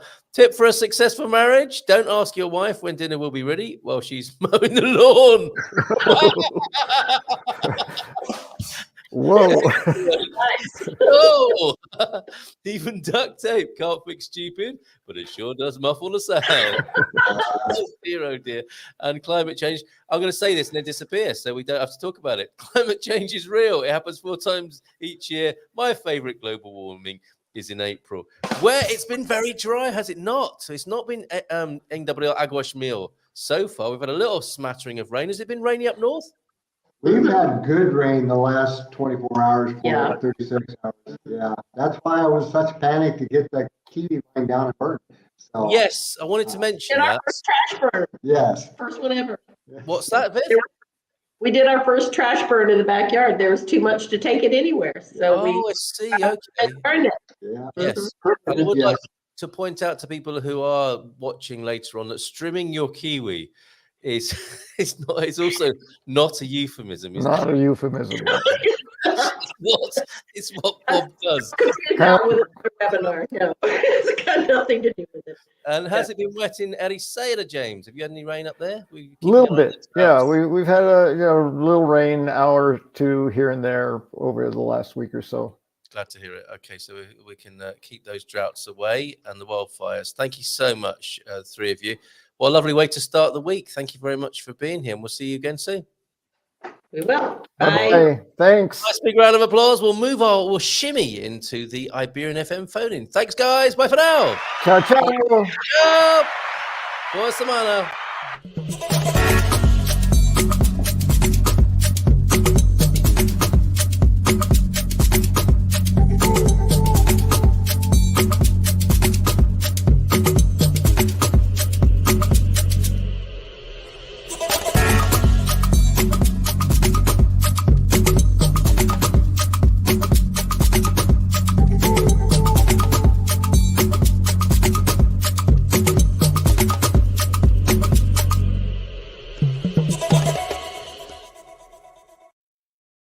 Lovely. Oh, they're still on the screen. Sorry, I meant to get rid of you there.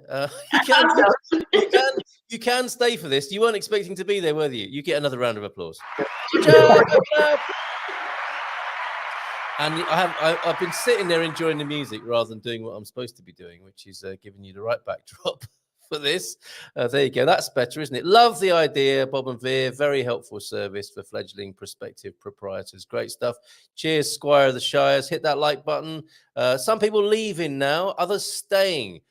for our conversation that has been prompted by President Lula of Brazil, and he's gone against foreign policy. I think it's caused some awkwardness for Portugal because, of course, they take a different view when it comes to dealing with the Russian invasion of Ukraine. Lula saying, if you don't talk about peace, you contribute to war. We've got a couple of comments already in, thanks to Marcus, PT Country Bear earlier on, and to James. And we'll take a look at a news article about this. And if you want to call in, you may do that on 913-590-303. Let me get the phone in readiness and tidy up the screen, ready for your calls, should you want to call. But certainly do make comments in the chat or send them in on WhatsApp on 913-590-303. Get us on speed dial. And so you can make yourself heard on any of the issues. We take an open-minded, open-hearted approach to the issues of the day, and some of the things that you won't hear about on the news. This, of course, is one that you may have heard about on the news, with President Lula of Brazil visiting Portugal at the moment. I understand on the way to Nazaré today. 913-590-303. If you want to get straight into talking about that, I need to make sure that the phone line is ready. Sometimes the Wi-Fi doesn't work in here, so I'll switch it over to mobile data. And one day, who knows, we might even have a massive sponsor who wants to pay for a special phone in, maybe even a producer and someone answering the phones. I don't know. We'll find out in due course. Smash that like button, says T-Duck. And let's take a look now then at this Yahoo News article. Don't often use this news source, but this seemed to be pretty good in its approach. A little bit more objective than some I've seen that were just outright criticizing President Lula rather than presenting the news about it. President Lula then, Brazil's Lula visits Lisbon at odds with Europe on Ukraine. And first comments coming in about it were from PT Country Bear. Who in their right mind thinks Ukrainians don't want peace? But if someone thinks anything other than the total withdrawal of Russian troops from all Ukrainian territory will bring peace, then they didn't learn much from the 2014 invasion of Crimea. Fair point. And interestingly, I think a distinction perhaps can be made there. Of course, who in their right mind thinks Ukrainians don't want peace? I suspect 99.9% of Ukrainians want peace. A pretty similar figure to normal human beings all around the world who want peace, apart from those few Ukrainians, notably the leader and leaders and people who stand to gain a lot by stoking war. And not just the Ukrainian leader, but leaders all over the world seem to have a much bigger appetite for war than the people whose countries they manage and lead. And I use the word lead very loosely. They're not often sending their own children into battle, are they? They're very happy to send other people's children into battle, and can gain quite handsomely from stoking and warmongering.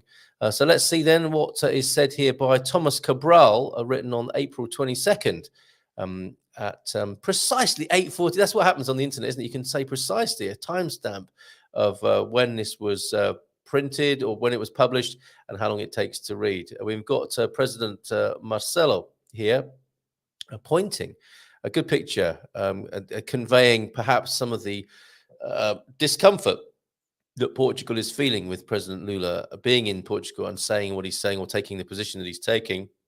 Brazilian President Luiz Inácio Lula da Silva on Saturday was again at odds with Europe over Ukraine while pressing his first European tour since resuming office in January. Now, this man has been, I think he's been in power. He had 2 terms. Then he was involved in quite the scandal, wasn't he? And nearly went to jail for alleged corruption. Maybe this it will refer to that in this article. The veteran left-winger is seeking to revive his country's diplomatic ties after 4 years of relative isolation under his far-right predecessor, Jair Bolsonaro, who also may be heading towards Portugal as part of the right-wing gathering that's meant to be happening in May in the capital. That's Bolsonaro. But tensions have been on display with the West over Ukraine. On Saturday, Lula again called for a negotiated settlement between Kiev and Moscow more than a year after the Russian invasion. The Brazilian leader has angered Ukraine by saying Kiev shares blame for the war and has not joined Western nations in imposing sanctions on Moscow or supplying ammunition to Kyiv. And I will preface, well, a bit late, too late for a preface, but it does seem that truth is one of the first casualties of war. There is something going on. There is the whiff, isn't there, of a proxy war here being fought out, I would say. That's my personal opinion. While my government condemns the violation of Ukraine's territorial integrity, we support a negotiated political solution to the conflict, Lula told journalists after meeting Portuguese President Marcelo Rebelo de Sousa in Lisbon, as you can see in the picture there. I'm assuming that is the meeting they just had rather than a stock photograph or a library photo. We urgently need a group of countries to sit around a table with both Ukraine and Russia, Lula said. No, I'm with that. Brazil, I mean, because I do hear what you're saying, Marcus, PT Country Bear, but it doesn't seem to be working, does it? Demanding a withdrawal, which I assume is the United Nations position on this, and other countries, including the United States and the sort of German-led EU position on this, German and French, would be withdrawal. That's it, just withdrawal or nothing. Doesn't seem to be working. Whilst we're waiting for them to withdraw, people are being killed and dying in the conflict. So why not get around the table and talk about it? Brazil does not want to take part in this war. Brazil wants to create peace. Isn't that an admirable position for a nation's leader to take? Different position subheading here, as we hear about Rebelo de Sousa saying, President Lula believes the road to a just and lasting peace implies making negotiation a priority. Portugal has a different position. He's good at this, isn't he? And that would appear to show a respect for different positions and a willingness to talk, which I would applaud personally. Portugal has a different position, says the president. We think that for a road to peace to become a possibility, Ukraine must first have the right to respond to the invasion. Portugal is a founding member of NATO and was among the first European countries to supply tanks to Kyiv. That's a fair statement. I'm not sure if they worked, did they? And they were quite ancient. But anyway, who am I to nitpick about that gesture? Lula, a 77-year-old former metal worker who served, who served 2 previous terms as president from 2003 to 2010, has resisted taking sides over the conflict, neither with Europe and the United States, nor with China and Russia. Interestingly, though, he has been accused of taking sides by not taking a side. Isn't that interesting? And isn't that so much the timbre or tone of politics at the moment, where your critics and those you're trying to have a civilized conversation with, if you say you won't take a position or you have a different position, you get told you are X, Y, or Z, like a Chinese or Russian sympathizer, for example. It's quite the slur at the moment, isn't it? If you have a view beyond the narrative, as I will call it, the narrow narrative. He raised hackles earlier this month by saying Washington should stop encouraging the war by supplying weapons to Kyiv. We know what happens with weapons, don't they? They kill people. They kill normal, everyday people like us.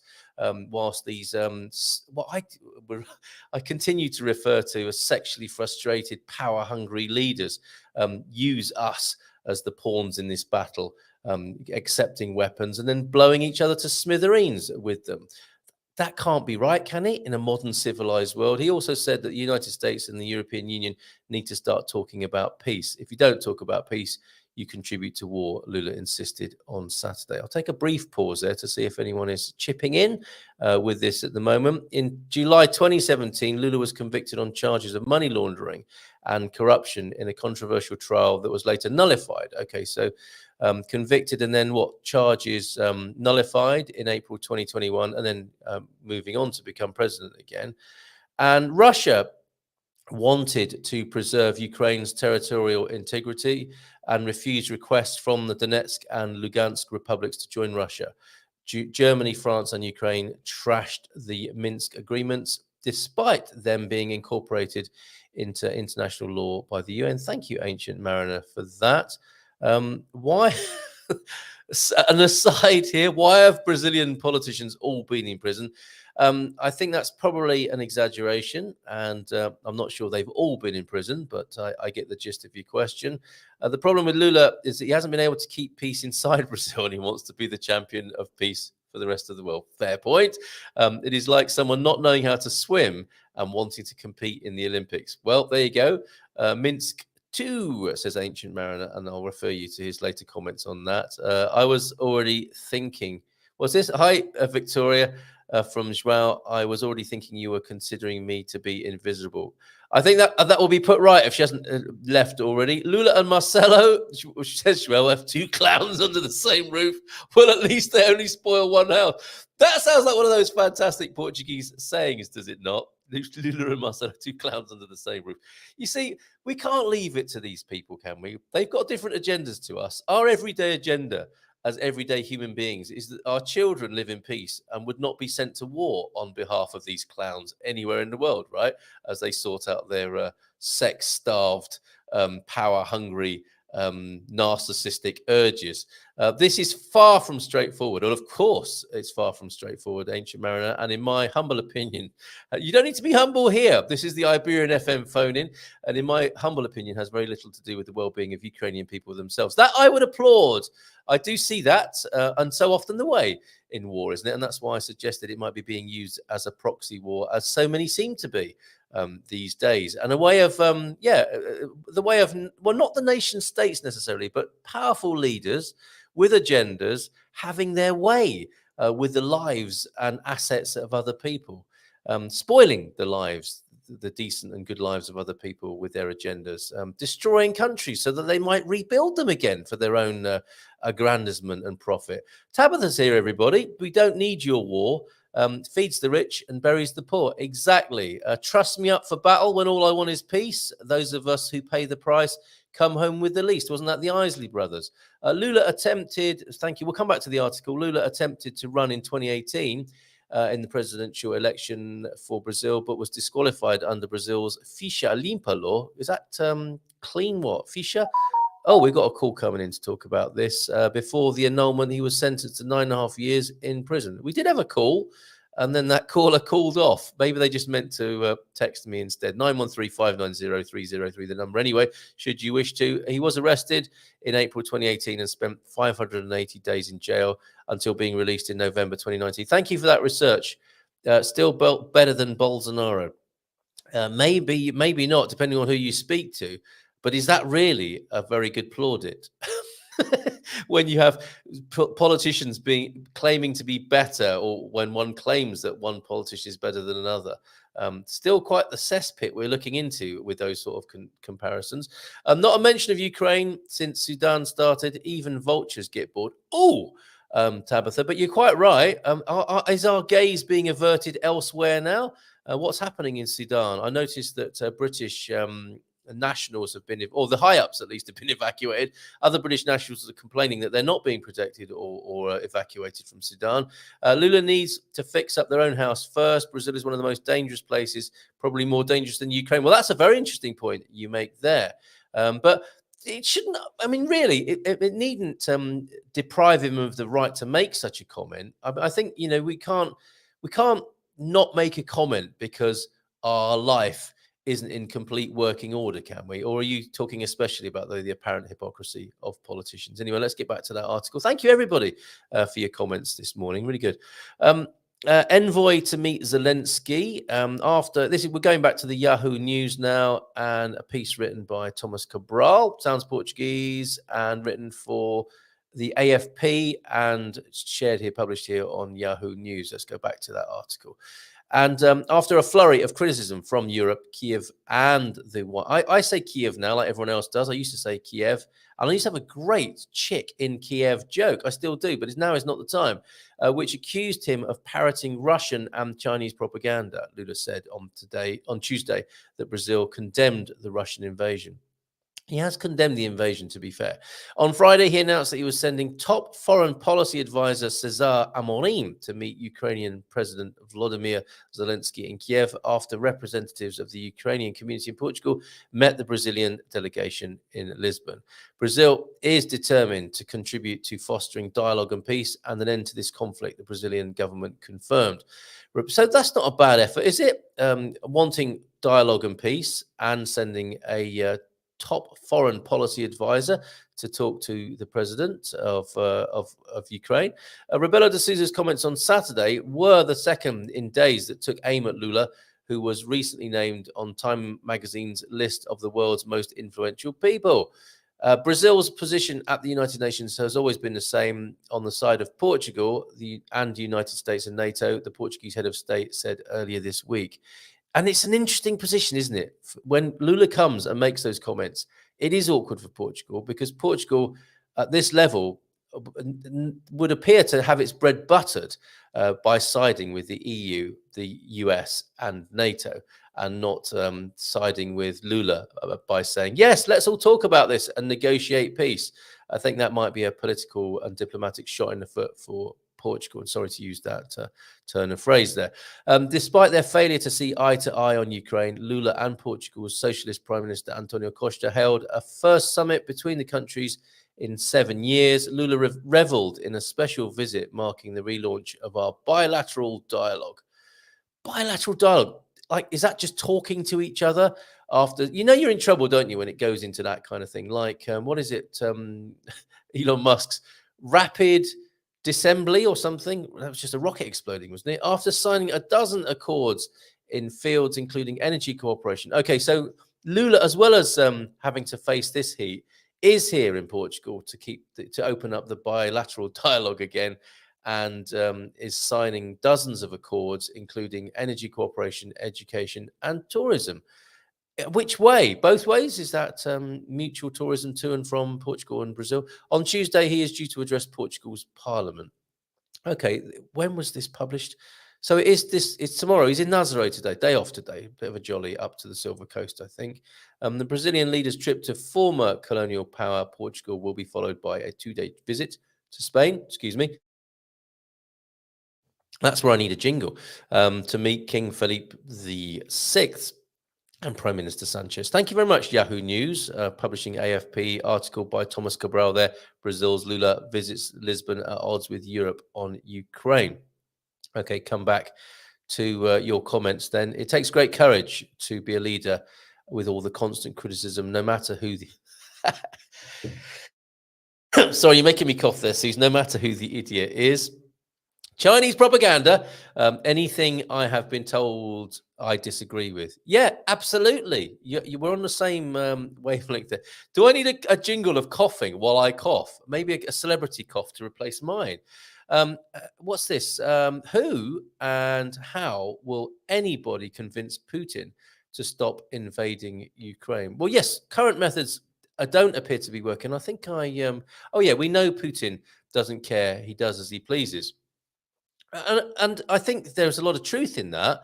And we are also being delivered a constant caricature, aren't we, that would cater completely to that sentiment. I'm not saying it's not true, but in the way that proxy wars work, the baddies have to be portrayed in only the worst light to suit a certain kind of narrative. So I'm not disagreeing with Mr. S, but I think we also have to be careful about portrayals of the the so-called good and bad guys, and perhaps enter into a more nuanced debate, conversation, at least among ourselves, and hopefully at the highest levels.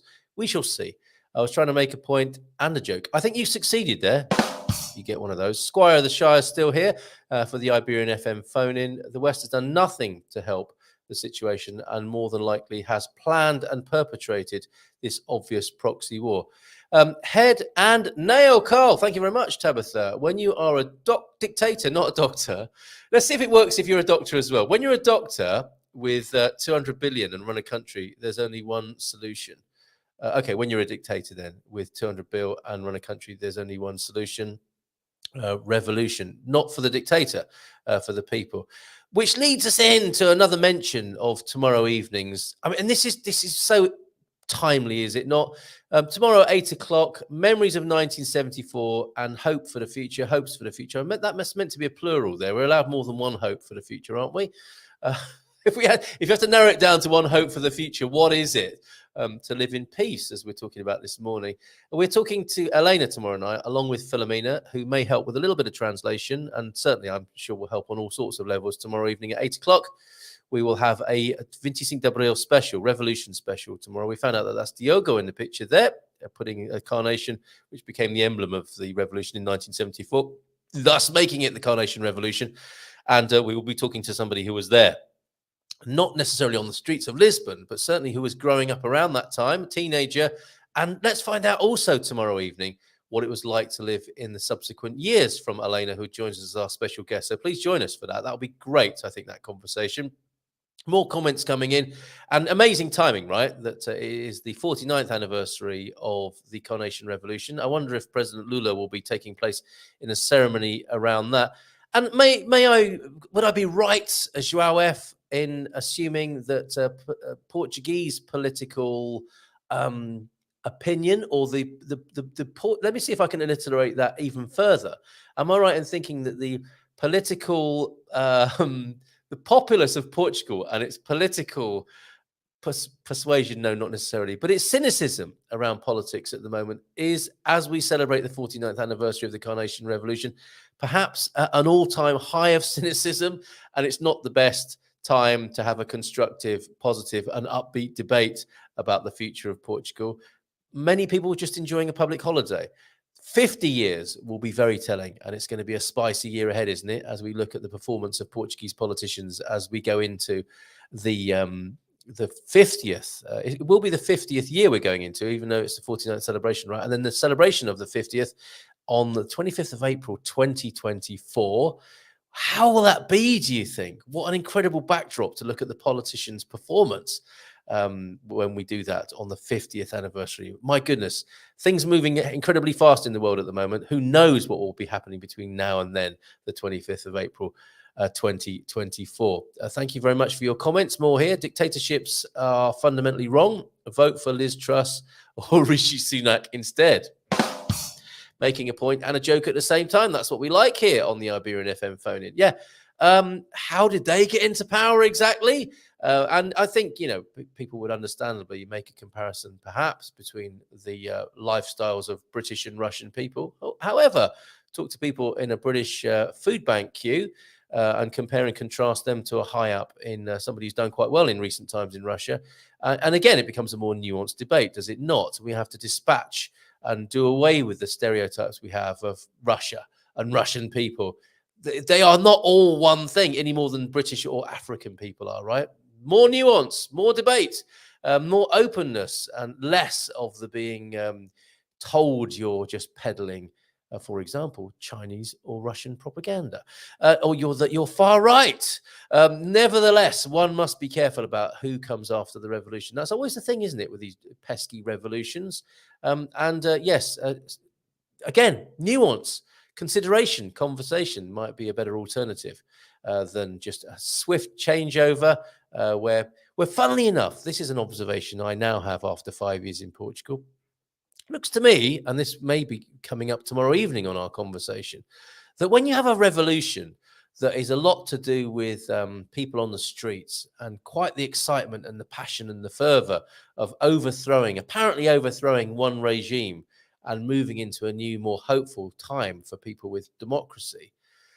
It's interesting to note, isn't it? And we can look at Truss and Sunak again here, that although there are changes at the front end, sometimes it would appear the back end is reluctant to change. It just goes quiet for a bit and then resurfaces a few years later.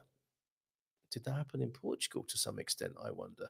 49 years of democracy. How is Portugal coping with their politics? It's a good question, and not one to open up right now. We'll come back to that tomorrow night. And maybe we could do that tomorrow as a kind of preamble to the evening's conversation. Performance and politician, oxymoron, liking it. How about costs to earnings people are facing? Is that another? Oh, I've got a sore throat now. I'll call in tomorrow. Thank you. Actual benevolence in government. Yeah, how about that? What politicians doing their job, you might say.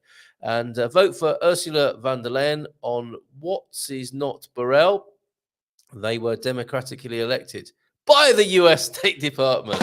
I think you're liking this Iberian FM phone-in. It's an outlet, isn't it, for some of your closely guarded thoughts here. Until now, that is, Ancient Mariner. Benevolence would be great from government, wouldn't it just? And it is time for a review, isn't it not, of global government. And I shudder when I hear myself saying global government. I think that is the plan of many national governments to align themselves to global government. That seems to be the direction of travel. It's time for a review, if not a revolution. Is our national politics working?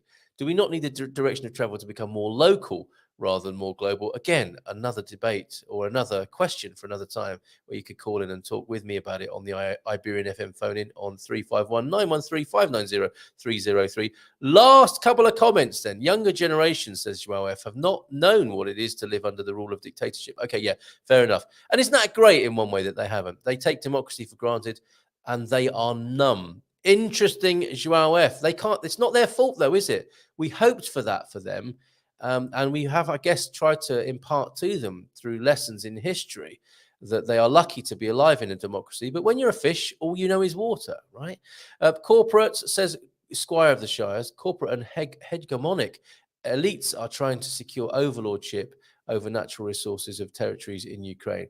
And there, my friends, I suspect is a pretty erudite analysis of the situation. While there's a big old proxy war going on, the goodies and the baddies on the panto stage, behind the curtains, that is exactly what I suspect is going on. Well said, Squire of the Shires. Overhaul in capital letters. Everything needs one occasionally.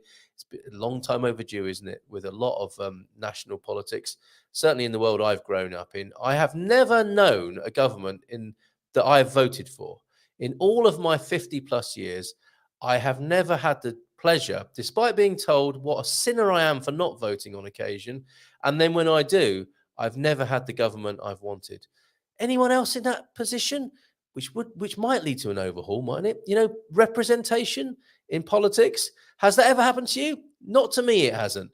Also, future trade, but I am strange like that. Also, future trade routes, i.e. the North Polar shipping route, Russia, China to the Baltic, then using the Dnieper River. Squire of the Shires, I'm liking this side of you that we don't normally see. And canal back to the Black Sea. There's some dollars there. Follow the money, honey. Well said, Squire. You see, so many people know this stuff, don't they? And that's why I say we have an open-hearted, open-minded discussion here and talk about the sort of things, agendas, expose ideas that you don't normally see on the mainstream, on the narrative, on the MSM there. Night all, thank you. Cheers, Suze. Me too, Squire. And vote. We knew it would come to this. You see, he talks about an overhaul and then he subliminally brainwashes you into voting for him. The man who does like, I believe, a little bit of benevolent dictatorship you see, he seeded that into the conversation, didn't he? Benevolence in politics. It went from, we need an overhaul, to benevolence in politics. And now look at this, vote for Lord Gilchrist. No, I need to see more of your manifesto. And that is not a euphemism. I find that I vote to keep one candidate out more than, that's a great system, isn't it? Again, I've seen this all my life, Suze, and I'm not happy about it.